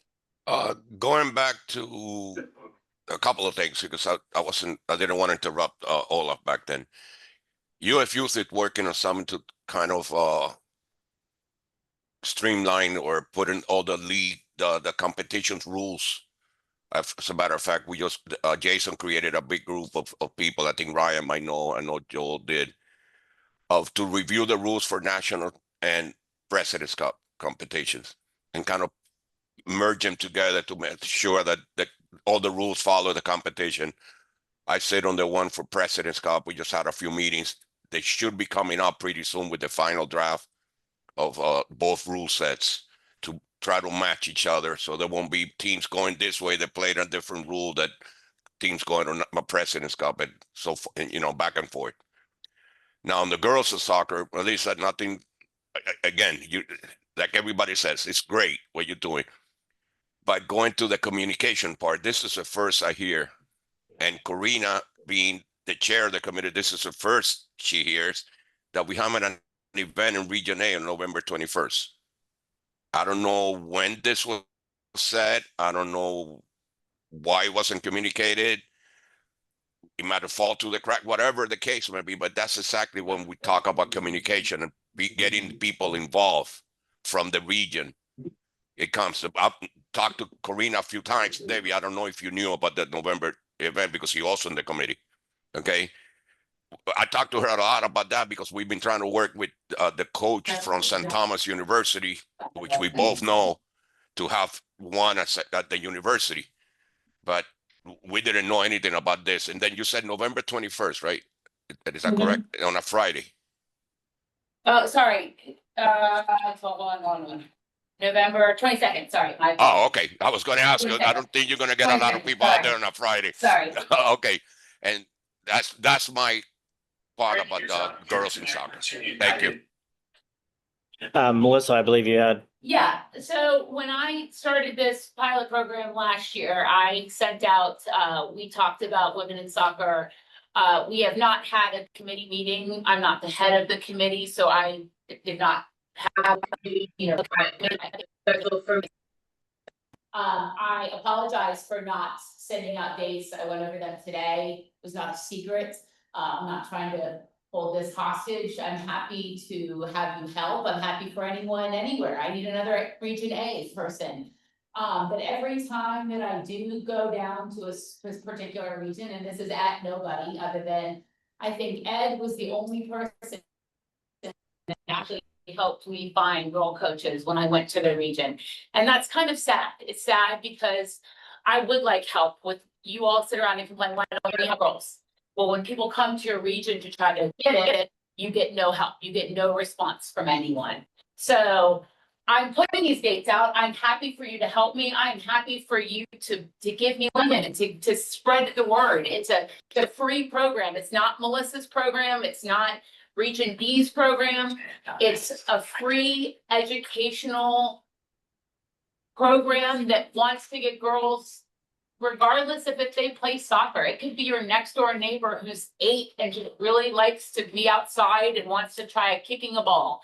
It's literally to try to talk about nutrition, the sports psychology behind it, and to just bring fun back into these girls' lives. So I apologize for not putting the dates out sooner. I did today. These dates literally just got firmed. I set up I did a program down at the AGM. People gave me their names and they started sending me emails. We started to communicate about who was interested, because I can't just pick a club down in Region A or C or B because I don't know those clubs. They had to answer certain questions. Can they get sponsors? Can they find these people to help run these programs? Because I don't know them. And as long as they come back with the answers, we look at the calendar, we set some dates. Literally, these dates just got finalized within the last 2 weeks, I think, with Becky working with me. So I do apologize that the dates are just now getting thrown out, but they literally just got started. I hope that's 4 dates for both Region C's And A, if you would like to help, if anybody in here would like to help find a club that would help support this program, I'm ready. Thank you, Melissa. Olaf, you had a comment there? Yeah, where is that gonna happen? Sorry. Which one? A? Yeah. Is Mako is hosting it? I, Who's talked to that? Ian. Olaf.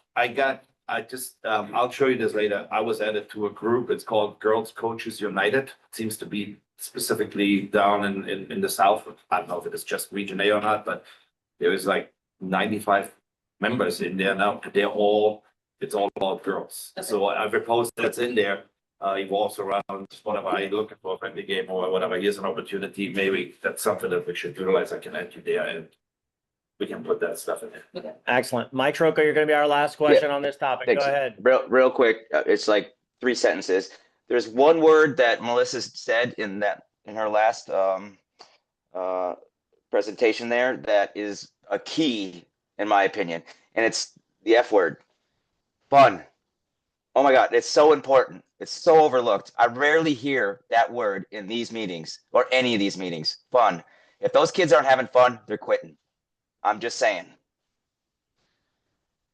And the girls in soccer program is great, and it's a great thing. But the thing that Melissa hit on earlier, talk to her after the meeting about what she's actually doing outside of that, because she's got another home run there. She's got another home run.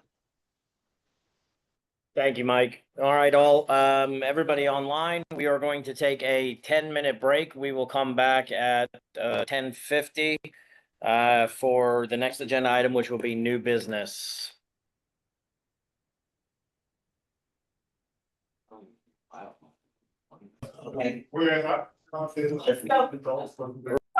There's Becky. Ryan, can you hear me? This is Hugo. Right, everybody. Yeah, we can hear you, Hugo. Hear you, Hugo. And we So can see new business. Becky. Okay, we all good? We live back? We good? Can you go to the new business slide? New business? Thank you. Sorry, Tom. That's I know it, don't worry. You just keep the left. All right, so new business, sponsorship broker proposal. Ryan has theirs, Exhibit B. Probably just get a motion before we go into any discussion or presentation. Fair enough. Do we have a motion on the sponsorship broker proposal for discussion? Yeah, I'll make a motion that we have a discussion around the sponsorship broker proposal. Okay, we have a motion from Justin. Do we have a second? Second. I don't know who gave me the second first. Mike Hyatt? Yeah. Mike Hyatt, second. All right, any discussion? All right, all in favor signify by saying aye. Any opposed? Aye. I'm just gonna steal Becky's. Oh, computer. Or Okay. public conversation. well, let's vote.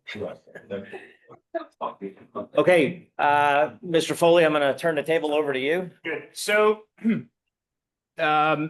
I submitted a decent write-up and also included a link to a slide deck for SSEC. SSEC is a company that approximately 16 state associations plus USYS and then some league operators are using to negotiate sponsorship deals for their own inventory. The reason for this proposal is as we budgeted about $110,000 cash in sponsorship revenue this year, the potential of that, given our sponsor inventory, can be at least double within the next year. And having conversations with this broker, they believe it can be about $500,000 within the next 3 to 5 years as they build the book of business and deal with our renewals.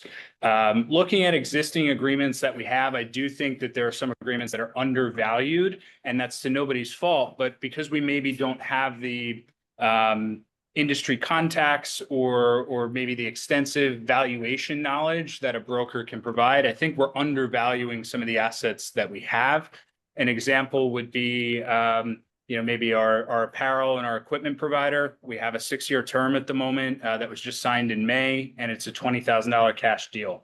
If we separate those categories out to equipment by itself and apparel or merchandise by itself, those are very likely $40,000 minimum categories on 3-year terms. So I do think that a large portion of this is getting with no disrespect to our current staff and in-house, is getting the expertise of these brokers that are navigating the market and the landscape to properly value our assets and get cash in the door, so we can, talk about what that cash can be used for reinvestment into FYSA programs, subsidizing program costs. So, that's the genesis of this. I included just a few slides here for those that didn't have a chance to look at the slide deck. They, again, have essentially built the state soccer association model, right? They worked with other local brands and leagues prior to entering the state association space maybe 3 or 4 years ago, and now have grown to own, what essentially amounts to about 1.5 million players out of those 16 states. So this is a proven model. The idea here is to replicate what's already working within the market, so we can realize those benefits as well. For full transparency, this was the broker that New Jersey Youth Soccer used. I have no relation to them. I don't, have any preference of using them, other than they are essentially the proven and preferred vendor that understand our model, our valuation on the inventory and the assets that we have. We can talk about the terms in executive session, because those are, confidential and proprietary to us. We are getting a pretty favorable rate compared to other states, but again, that's for executive session and not for here. I'm happy to take any questions. Is there anything we can talk today, right now, or do we have to wait to executive session? I would say anything on terms or contract, maybe let's hold off, but I'm happy to answer general questions about the structure. Again, just their terms we're very different than what's offered to some other smaller states. Okay. Is there, That was, I'm trying to raise Hang on, it through the chat. Sorry, hang on, Marino. I got Olaf here. no, maybe it was Maureen first, if he was first. Go ahead, Olaf. Oh, I don't, Recognize. that's what It's I all was, good. this motion that what we're doing right now, it's just for what? Having a I mean, discussion. Having a discussion. but isn't that part of what we're doing in the second section? That would be, is my understanding, is on the contract terms itself, which are confidential.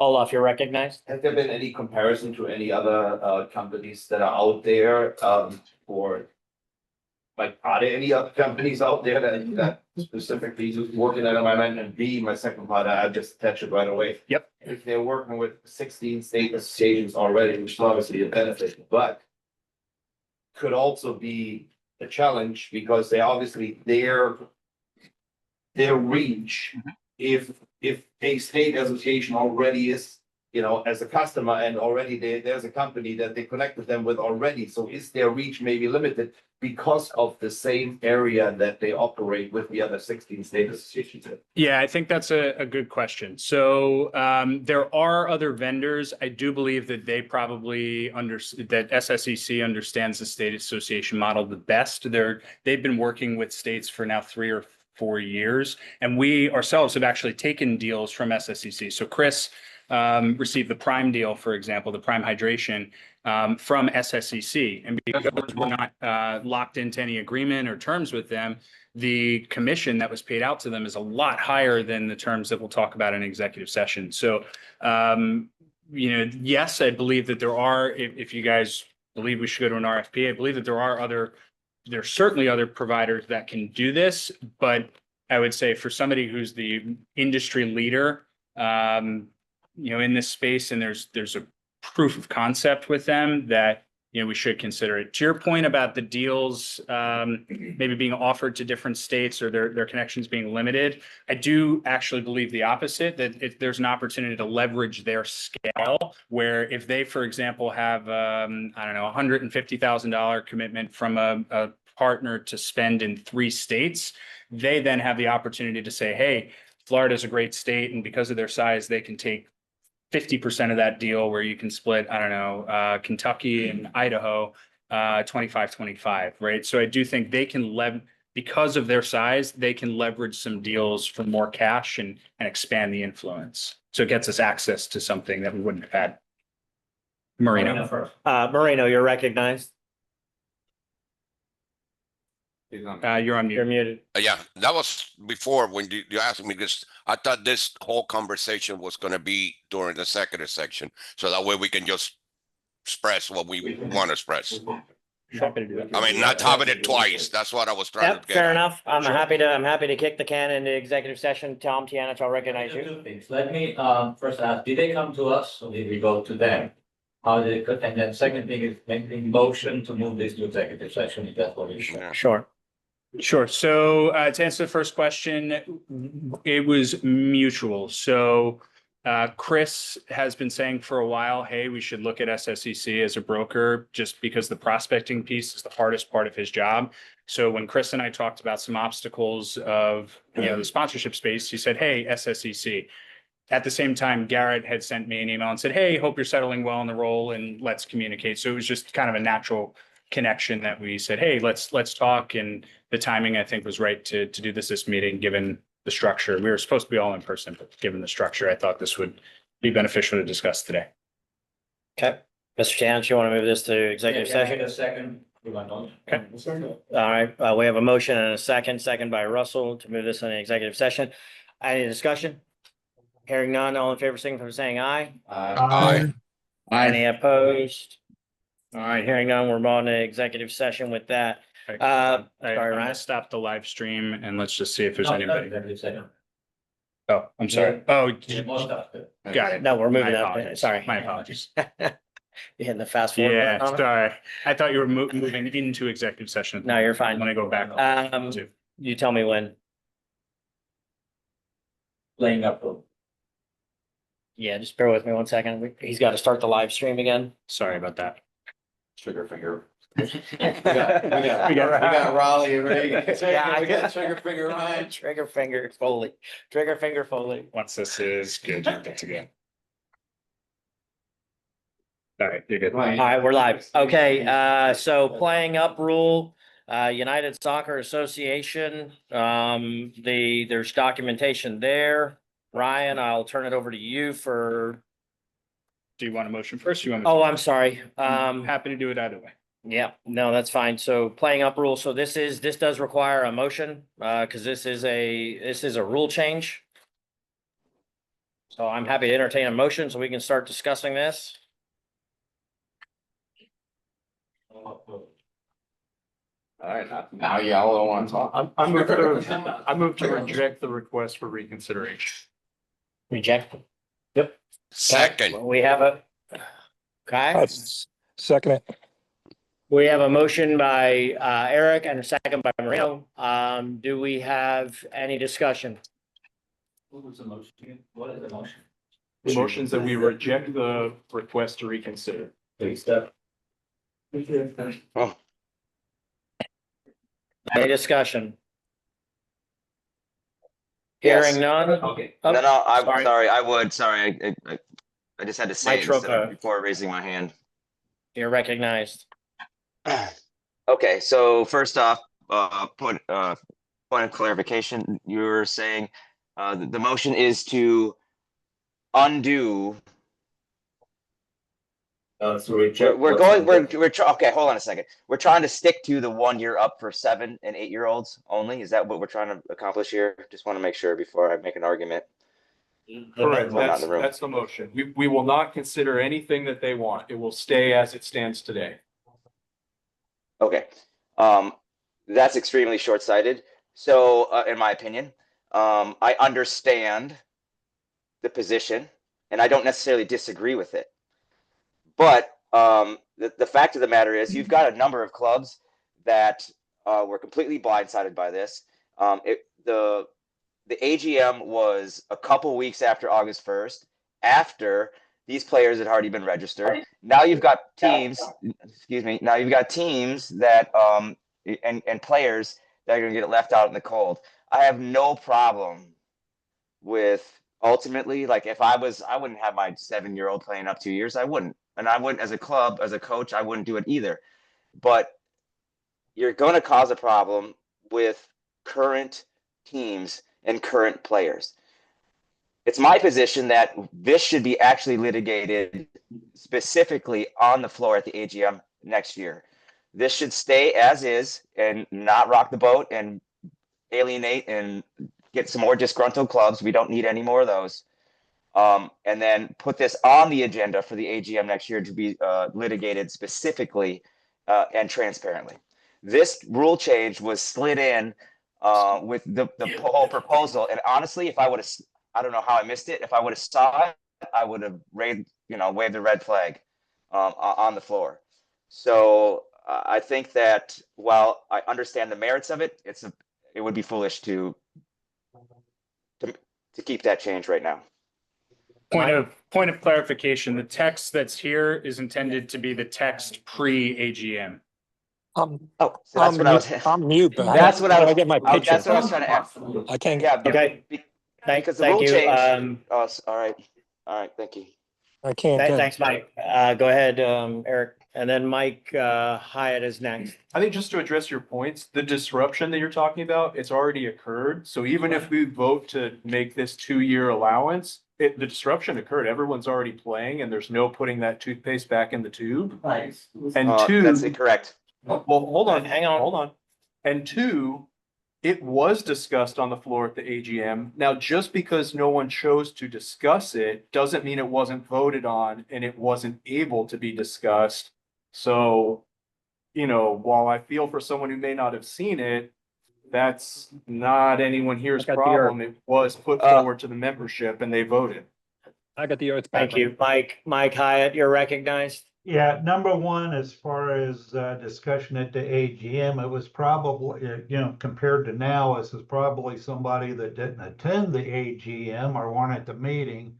Number 2, we need to, no matter which way we go with this, we got to put the safety of the players first. To put a 7-year-old in with 9 and 10-year-olds is wrong, or playing up 2 years just out of their physical structure. So whether it's discussed or not, I think we've got to do the right thing. Thank you, Mike. Olaf, you're recognized. Do we have to go forward and against? Is that back and forth or is it? I'd rather go, look, let's, as long as we can keep the thing. Okay, Yeah. so I am for this change, for us to consider this change, multiple reasons. Again, it was applied during the AGM. It was rolled out, voted on after team compositions already. B.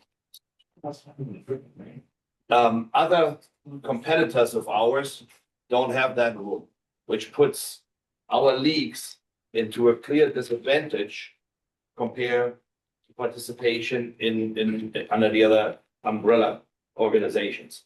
3, while I'm a huge advocate of player development and everything that needs to be done, that's what's best for the kids and so forth. Is this really our arena that we need to get into, or isn't that the responsibility of the clubs to determine of who plays on which team? Obviously, with the educational process that we should provide it, but to come in and say, this age group is not allowed to play there, or this is not there, it's not true. It's not 100% applicable. There is players out there that could be or should be playing 2 years up. Maybe someone is born on January 2nd and the next age group doesn't have a team and they need to play in a team, or the leagues offer only 2-year increments of league participation. We see it on the girls' side. On the girls' side, it is extreme what is going on in the younger age groups. And we had Debbie earlier saying, our struggle is that we don't even have platforms where the girls can play in. This factors absolutely into it. So I don't mind having more discussions about this going forward and maybe bringing it up at the AGM next year. But for this season, for us to come out to vote on something that not everybody knew about, whether, Eric, I agree with you, everybody should, but the way, and this leads to a later process, the way that we are conducting the AGM and especially rule changes is 17th century, and we cannot expect everybody to be absolutely 100% familiar with every single rule change, especially if they're combined and then hidden under certain things that are not that obvious. So, and then to roll it out and then to apply it to our website 3, 4, Tom, I don't know what the timeline was, weeks later, it's hurting us at the moment for no particular reason. Thank you, Olaf. Tom Tianich, you're recognized. I apologize for a long speech coming up. I'm for accepting, is this Kai's proposal? Yes, you were saying. It was I'm for requested. accepting Kai's proposal for multiple reasons. Number one, I think we already kind of implemented it for the remainder of the season in Godsport. Second of all, is that someone is gonna be repeating what Olaf said, unfortunately. Second of all, when this was presented to us, or at least to me, by the rules rewrite committee, it was really presented only as U8s are already playing competitively. We're pretending they're U9's future stars. There's enough of them. It is actually better for them to play in a separate U8 division than having to be playing in a U9 division under some auspices. If U8 is not allowed to play competitive, let's allow them to play that way. So when this was presented to us, and maybe Eric, to your point, this is all our fault that we didn't read it clearly enough, but not one single time in 50 conversations from April to August did it say, by the way, do you realize this is going back to what was proposed by many, many years, right? When this came up many years ago, one of the problems we had is that most recreational leagues run on an even years breakdown. So you have U6, U8s, and so on and so forth. So a U6 kid born in January who happens to be big and has an older kid and is very, skilled, doesn't have a U7 division to play. So you basically excluded the kid from playing anything or telling him, go ahead and score 172 goals in a U6 game against everybody else who's U6. As we then look at our rule, the very first line says, it is FYSA's policy that all players compete at a level they are capable on both physically and developmental. So taking me to my next point. We are very good in copying you at club and other organizations and saying, if we don't do it, they're gonna leave us and go over there. And now, by not allowing this, that's exactly what they're gonna do. They're gonna go and play somewhere else. I believe from developmental perspective, they should be playing 4v4. They shouldn't be playing 7v7. I understand that part as a coach, as a parent, but going back to something Olaf said, we put in here that failure to obtain proper permission may result in player being removed. We have obtained and verified as Florida Soccer Association 0 parent permissions to actually do this. So can we please spend some of our $9 million to write one Godsport form, which is part of the requirement for this rostering to be allowed. So let's write educational form that says to the parents, if you want your kid to play up, you have to fill out this form, you have to read this document, and you have to understand that it could be developmentally negative to your child. And if you still choose to do so, then you do it. Please, let's write one Godsport form. Let's spend, what, $20 to write a form? And hopefully it doesn't cost that much to submit a form. And then let's put it in there so that we can actually say to the clubs, this is the form your parent has. Because right now, most of us have one line in a 40-page contract that says, FYSA policy, blah, blah, blah. And we use that as a written permission of the parent to play it. I think I forgot something, but like I told there during the break, when this was brought up to my attention, we were basically called Mickey Mouse Leagues and Mickey Mouse Association because I can go somewhere else. And I told that person, no, we're not Mickey Mouse. You just never brought this to our attention. If you actually had this problem, we could have addressed it at AGM if you told me in April, May, June, July. And Eric, to your point, we would have spoken up about it and maybe we would have fought it one way or the other. And for those of you who don't remember, the people who were against this, which I think was Ed Kinsley and Jen, they were really actually not allowed to revisit this amendment because it was already passed as part of the consent agenda item, right? So kind of like we really never discussed this, right? So I hope that we can, my vote's gonna be to keep it as is, and then let's see what happens next AGM. Justin, you're recognized. Well, my only comment is, remember, we're talking about 6 and 7-year-old players. Like, why do they need to play up 2 years? It's about having fun, developing soccer in the proper way, and not supporting it that we advance it faster than what it needs to be for a 6 and 7-year-old. Most of the time it's acceptable, but you got a kid that's capable of playing at that level. Yeah. You don't want to go, then stop it.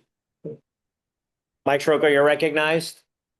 Okay, I was trying to find the actual thing in the books because I have all the rule stuff from the AGM, of course, because I'm a nerd.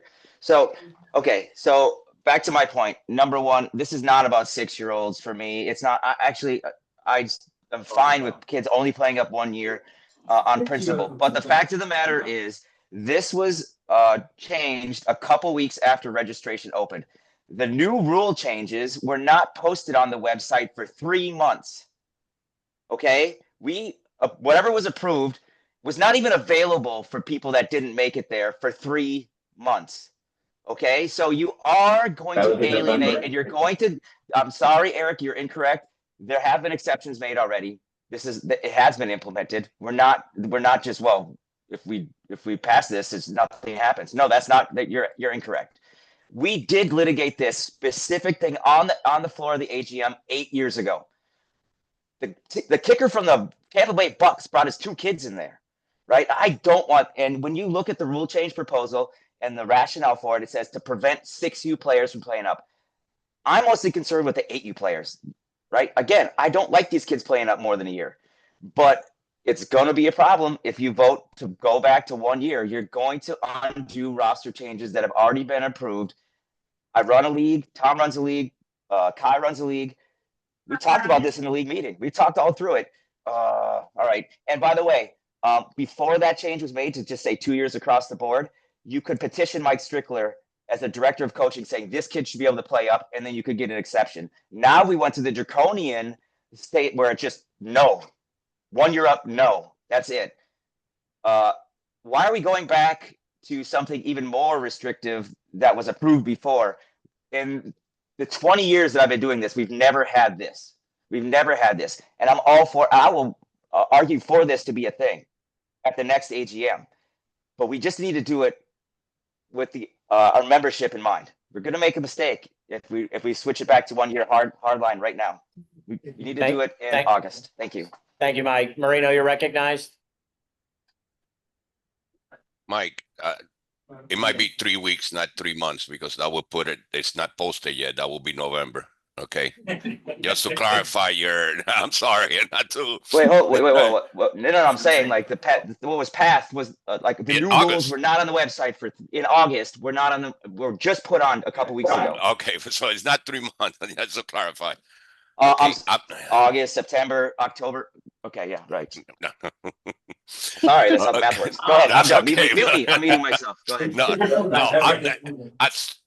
We spent a lot of time when we were going over the rules things about safety and moving up and all that. I'm fine with making maybe an amendment to this thing. As it's written right now, I'm against it. Okay, so we already started the season. We know we're going 1 year up. There's a whole bunch of leagues already playing. But maybe if you want to, like Tom says, maybe if you want to make an amendment to truly only recreational leagues that only play 2 years, like U6, U8, U10. I don't have a problem with that because, again, those are kids that cannot play. Bro, the echo of everybody talking over there, I'm sorry. I don't mean, but if for true recreational leagues that only have 2 year levels of play, we might be able to make an exception to this. But now that's a whole bunch of leagues already playing. Kids are playing. Rosters are done of 14, whatever the limit number is. Now you're going to tell them you're going to go back to 1 year to 2 years. So let little Mikey that doesn't know how to play so I can bring a U7 in because I already made the roster limits. So if you want to bring this up again at the next AGM, maybe we could all support it. But doing it now, once the season starts, the only way I can support it myself, and this is just me, it will be for recreational leagues that haven't started, that they have 2 years playing, their levels, like U6, U8, U10, like the Greater Hollywood Soccer League, for instance. Thank Point you, of Marino. clarification. Point of clarification. Ed, you're recognized. I'll come back to you, Scirocco. Go ahead, Ed. Thank you. Thank you very much. I think I stand with Marino about this, you know, what's done is done and teams are formed and they are playing. I don't like, and I never have liked the U8 futures. It all started with allowing this at the end of season tournaments where these 8-year-olds could now start playing 7v7. And that was under John Stacy. I was there for the discussions on that. And we allowed it to end the season. And then it moved into USA League did it on a regular basis where they now had U9 or U8 futures, whatever they call it. They're playing 7v7 with goalies. Now going back to Virgil Stringfield and my discussions with him and with the local clubs, our sanctioned format was 4v4 with no goalies. That was what was sanctioned by Florida Youth Soccer, and that was the only thing we approved for the 8-year-olds and under. We have since have gone liberal, if you will. Well, you know, if you want to do it, go ahead, fine. I'm here to say, you know, we started the academy programs a while back, and this concept was to take these kids, the stronger players, and create these academies. And I think the whole concept of academies got misconstrued on the way that we were thinking we wanted it to go. And like I said, the more touches, the more fun. The more touches, the more fun. We are doing children an injustice by making them play up because they're not getting more touches. I spent a whole season when the U9, U8 futures went into effect with USA, watching these games every Saturday for a whole season. And I never saw a wall pass. I never saw a completed wall pass with these kids. And also with that being said, we're doing the kids an injustice by permanently pulling under 8 rule. By permanently pulling these children away from the recreational player on a permanent basis without having them cross-train with them. But with that being said, I don't believe we should change it at this time. Thank you. Thank you, Ed. Mike Schroeder, I'm coming back to you for a point of a clarification. Go ahead, you're Yes. recognized. Point of clarification, Ryan, what was in your remarks earlier, what was the number one thing the clubs complained about with FYSA? Rules. Too many rules and restrictions. Thank you. Tom, So piggyback on Mike, I mean, even today, we brought up that we had draconian rules.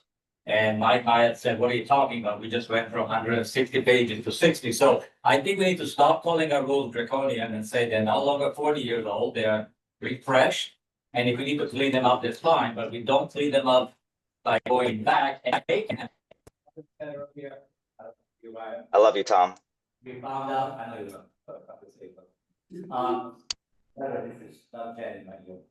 That's you. This would be awesome. So, I think you said that people were saying it's hard to get kids on the roster. Well, this is gonna make it hard to get kids on the roster. The way this was brought to my attention is by somebody writing into players. Well, computer will let me do it. So now we as leagues, and I apologize that I'm representing myself as a league here, we have to deal with forfeiting people's games, allowing them to write them in for purposes of that we don't want to allow them, just because something was changed without anybody realizing it was changed. I told the guy, and by the way, if he's listening to this recording, he knows who he is. I told him, you had between April and August to tell us this. It's not that I agree with you that we changed it without anybody's knowledge. But if we didn't know this was a problem, we couldn't have fought for you. And in this particular case, these are kids that have been together for years, you know, and suddenly they were being split up and the team wouldn't basically get to play. So I think we are hurting ourselves as an association. And I hope we are not. Again, I understand why we want kids to play for a long time. I hope we are not painting ourselves in a corner that we are claiming we are in, so we have an argument why we need to throw away all the rules because we are in a corner. Thank you, Tom. Olaf, you're recognized. Just to Marino, to reply to Marino, this thing has obviously, it was adopted at the AGM, it was applied, but then there was a reversal because there are certain leagues now within the state of Florida and the FYSA that have the exception of being able to play 2-year players already. So us not approving this would actually make us go back yet again to the 1-year thing. That's one thing. That's from the process of just what is happening. B, is this really our job to tell clubs on how to run their teams, on how to control where players should be played? Or is it our job to create environments in which they can develop play to the best of the club's ability? We, again, I come back to this, we need to educate and we need to make sure that whatever we provide is within the rules. Unless there is a liability issue that I'm not aware of players playing up 2 years at that age group, why do we put them all in one category and say this should not be happening? If the people that are our members, our constituency, are a lot closer to these players, what is US Soccer's? Not. What is their mandate when it comes to this? They don't have any. They have recommendations. The 4x4, 77, 99 game models are recommendations. The heading rule is a recommendation. So why are we even, I don't understand. Alice, you're recognized. Only thing I'd say, all the discussion, when we said we're gonna take it back to the membership, we don't go registrations in July. When you talk about discussing something in August, how are the teams, the clubs gonna know how to form their teams even going into next year? So just saying, throwing it out, when you say wait till you talk to the membership, AGM is not till August. And the clubs have already put their teams together from tryouts way back in June and July. We open registration up. They are playing the weekend. We have the AGM. So this discussion is gonna have to come out and this rule gonna have to be discussed further. I don't think we should be prolonged today. I call the question and let go because therefore you're gonna have to think about it. Your AGM is not to August. Teams are put together, are on the field playing, and we still gonna be August point in August. That's the AGM. So Alice has called the question. All in favor? This is to Second. reject. The motion is to reject, correct? We're voting on that. This vote right now is just whether we. Just wanna on the call it. question. Okay, Yeah. got it. So do we have a second? Oh, we don't Second, need- Marino. Okay.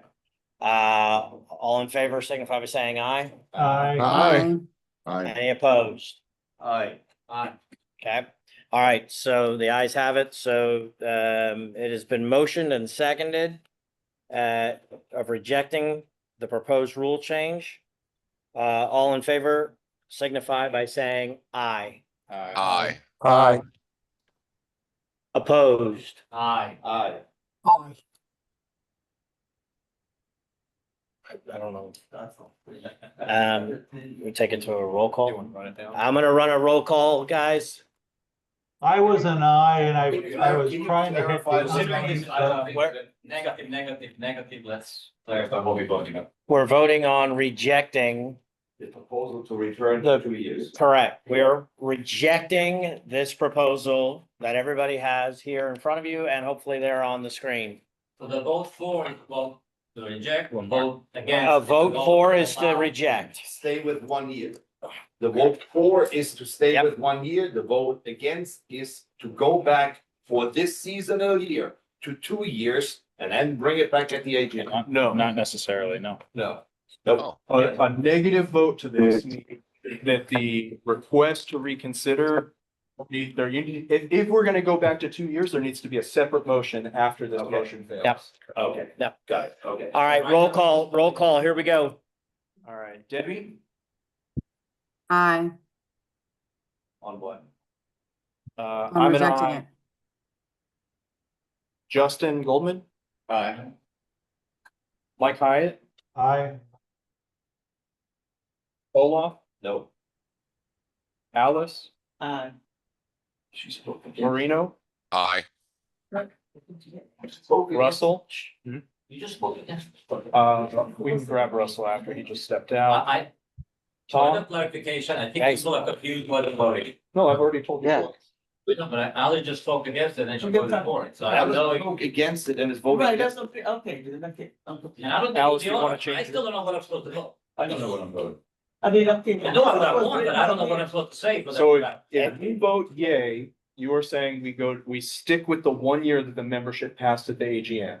If you vote nay, you're saying you don't want to do that, but that doesn't necessarily mean it changes to 2 years. That just means there's nothing that has We going changed. back to what the membership voted on. What vote do I need to say for Kai's rule to go through? If you want to approve it, You you need to gotta vote no, and then there will need to be another motion. to Right. approve That Oh, request. today, Yeah. Yeah, okay. so after, then after nay. this. So are you changing your vote today so we can vote? Yes, I don't want, I wanna go back to what we voted on at the AGM. Okay, so Alice is in it. Wait. Say nay. Yeah. Alice is changing. So- What we did to change it, I think Mike was the same one. Yeah, this is the motion to reject. That's it. This is the motion. To reject. This is the motion to reject. Eric Heidel has made a motion to reject, to say that, no, we're not going to consider. Does everybody understand? The motion, if you say yes, you're in favor of not considering this request from the USA League. If you say nay, then you're in favor of going back, and then we will, if somebody makes a motion, then we'll go back. Does everybody understand? Just a Okay, point. cool. So if we reject this, we staying with what we voted at the AGM of 1 year, correct? Correct. Okay. That's what I'm thinking. That's what I'm saying, I'm taking- Yeah. No, but Eric is saying, if we reject this, then we can possibly entertain. Right, but Well, once if that- my motion to reject Oh. We passes, wanna go back. then we stay with it. Then you could, If it fails, then there will be another motion to decide, do we want 2 years, 3 years, 5 years? Whatever. This text. all right, so let's, all right, Eric, continue on, please, with your, I'm just gonna restart, so we're all clear what we're. guys, we got a restart coming. Here we go. Go ahead, Eric. All right, Debbie?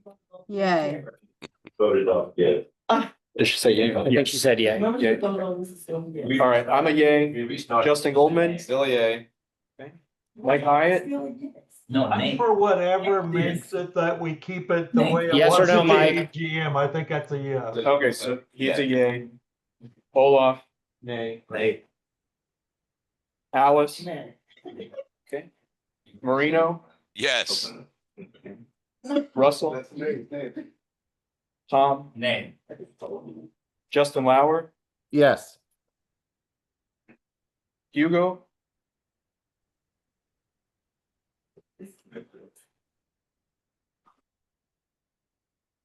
Hugo? He is no longer on the. Bueller. Okay, so Hugo's gonna be marked as not present since he wasn't here when we took roll and is now not here for a vote, and I'm not changing that any further. Monsev, Yes. Is that your answer or your? Dave, Yes. Mike Calloway, Yes. Ed, Yes. I'm gonna say, just like it. Lewis? No. Melissa? Yes. Okay, so we have 11-5, so the motion carries. The motion carries. All right, moving on. New affiliate. Will No that be in the affiliate. minutes? Will that be in the minutes? Like who voted what? So when these players are removed from rosters, they'll know why, who to talk to about why they were taken off. Not who, but the number will be, yes. All right, so moving on, we have some new affiliate applications. I believe we'll start, I believe there's three. Justin Lauer, I will entertain a motion from you on your new Yes. affiliates. Yes, I'll entertain a motion to accept both clubs in consultation with the elected commissioners, Monsef and Hugo. All three of us make the recommendation to accept both clubs for having their complete applications submitted on time. Okay, second, we have a motion. Do we have a second? Second by Marino. Any discussion on the two new affiliates from Region B? Yeah. Olaf? Yeah, so according to our new rules based passed at the AGM, there were no communications sent out to any of the existing affiliates anymore. The information of new affiliate applications, including all the documentation, was supposed to be posted on the website. That did not occur. Point of clarification, it did occur. Yeah, but not all documentation submitted with the application was posted on the website. Believe it's just the field locations. I'll confirm. Go ahead, Olaf, continue. Therefore, where was the membership informed of the new? As far as I know, the office staff posted it on the FYSA website. So we can have Ryan confirm that since the office staff reports to him. I can't hear what you just said. Justin, you mind repeating that? We couldn't hear you at all. Yes, the FYSA office staff was supposed to post all the new affiliates on the FYSA website. Okay, Tom Tiana, your I'll be honest with you, I noticed this a little bit late, so I was not ready to fix it, so I figured this is not.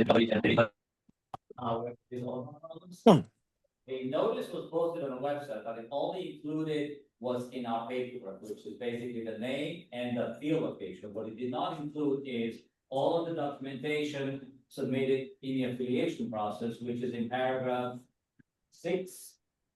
Which states, in the effort to obtain local feedback from existing members, the FYSA will post a notice to include the region, name, physical address of the players field, and all documents submitted with the affiliation process of prospective affiliation on its website, and all members to review at least 30 days prior to BOD meeting. So officially, we actually failed to do that. Now, whether we still want to approve this affiliates or not, I don't know where we are legally. There might come a time where somebody complains that they did get a due notice that these new affiliates within their region are being affiliated. So, Olaf, I appreciate you bringing it up, but that's what we kind of are right now. Okay, any other discussion? Hold on, can you say something? And are they gonna vote on it regardless? I can Yeah. find out. Okay, so hearing no other discussion, all in favor of new affiliate, Central Florida United Soccer Academy and Soccer Next Gen Inc. Becoming affiliates FYSA, signify by saying aye. Aye. Any opposed? Abstain. No abstentions, you spoke about it. Motion passes. Region C, Mr. DiTilio, if you're on, we'll take a recommendation from you, or a motion, sorry. Yes, I make a recommendation to accept the two of them, the Eagles and Ryan, can you show the other one? South Tampa Youth Soccer Club Incorporated. Yes, Naples and the South Tampa. And I Okay. know Ed and Mike are both hopefully agreeable on this. So I make a motion to accept these two. Okay, do we have a second? Second. Mike yes, Galloway sir. Yeah. seconds. You're beaten, Marino. Okay, opening the floor for discussion. Any discussion? Olaf, you're recognized. I assume same procedure as it was before, that the information was not shared with the affiliated membership in that region. Olaf, I'm sorry, can I speak? It was mentioned to some of the clubs nearby to these clubs. One is leaving a big club to start back where they were. So the one club, named big club, knew about it. So, Thank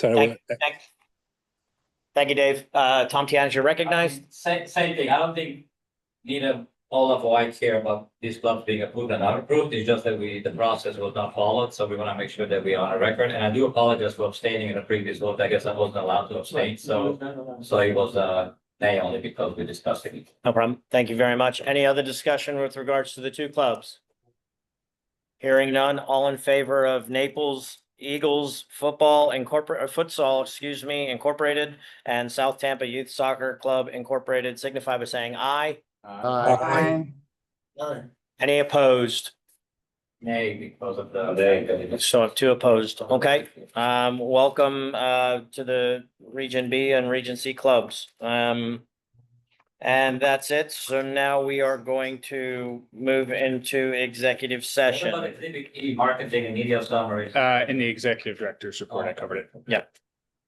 Okay.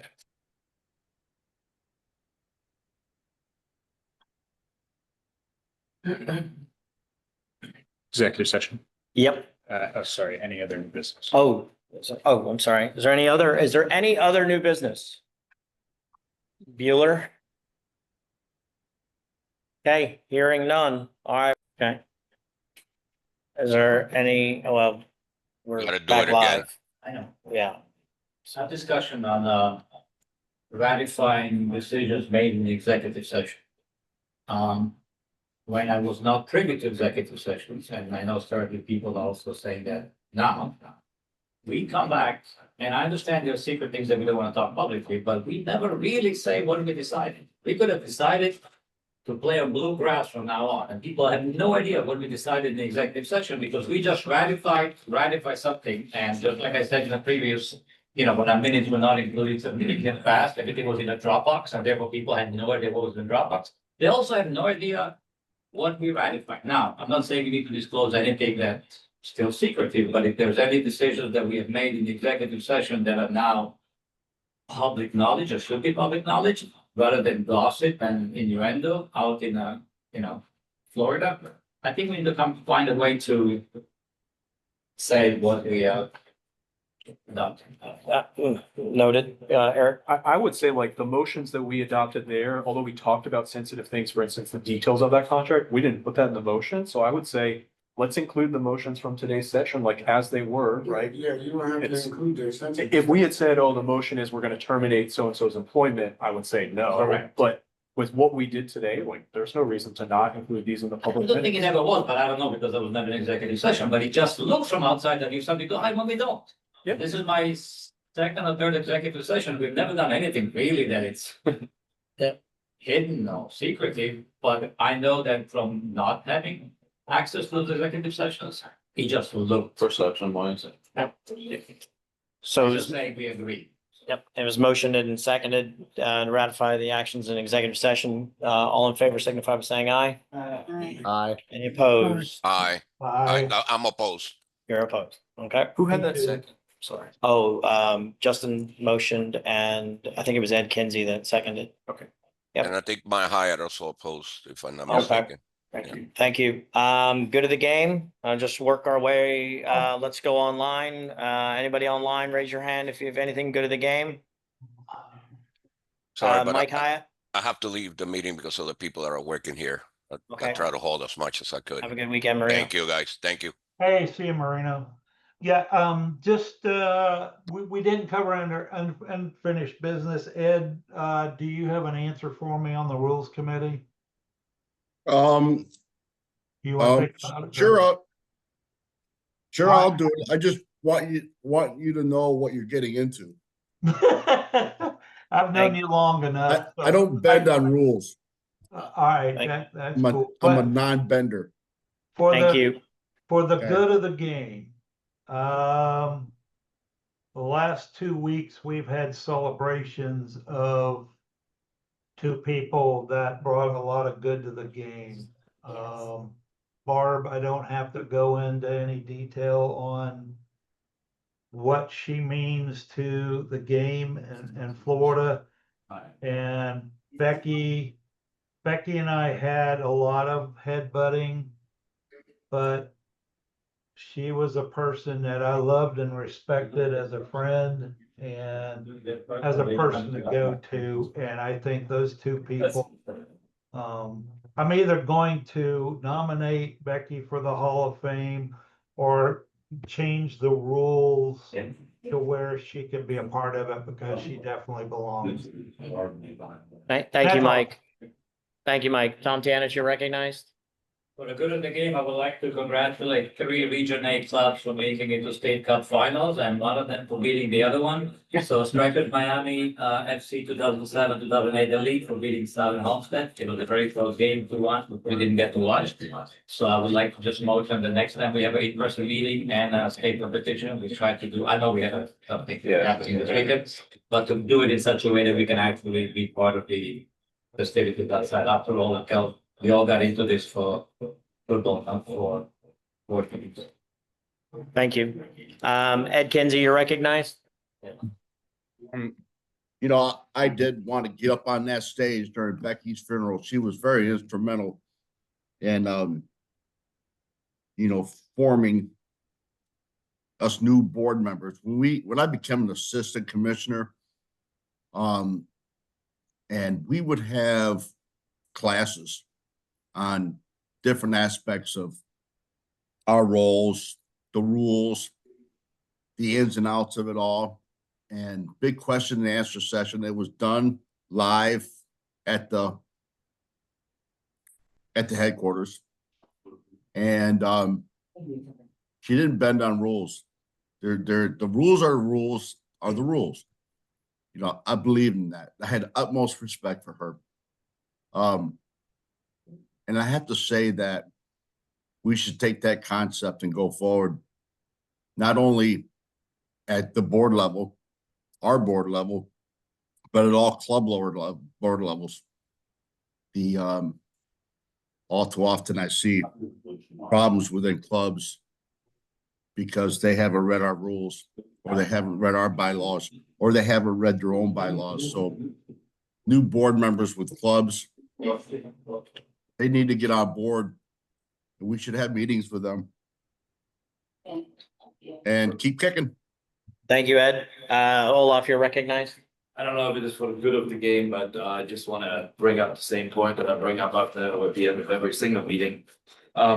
What did we achieve today? We sidelined dozens of players as of tomorrow that won't be able to participate in league play anymore. That will have an effect on the teams, will have an effect on the families, will have an effect on the leagues that they are in currently. We touched upon certain items that I believe are fundamental for us to discuss. I don't feel that there has been much discussion about certain items. So what is our goal? What are we trying to achieve beside of next hotel room in the golf cart ride? In these meetings, shouldn't there be more? Shouldn't we have a clear idea of what we need to bring into the communities that we go back into? That we are bringing to the clubs that we're in 2 weeks scheduled to meet with?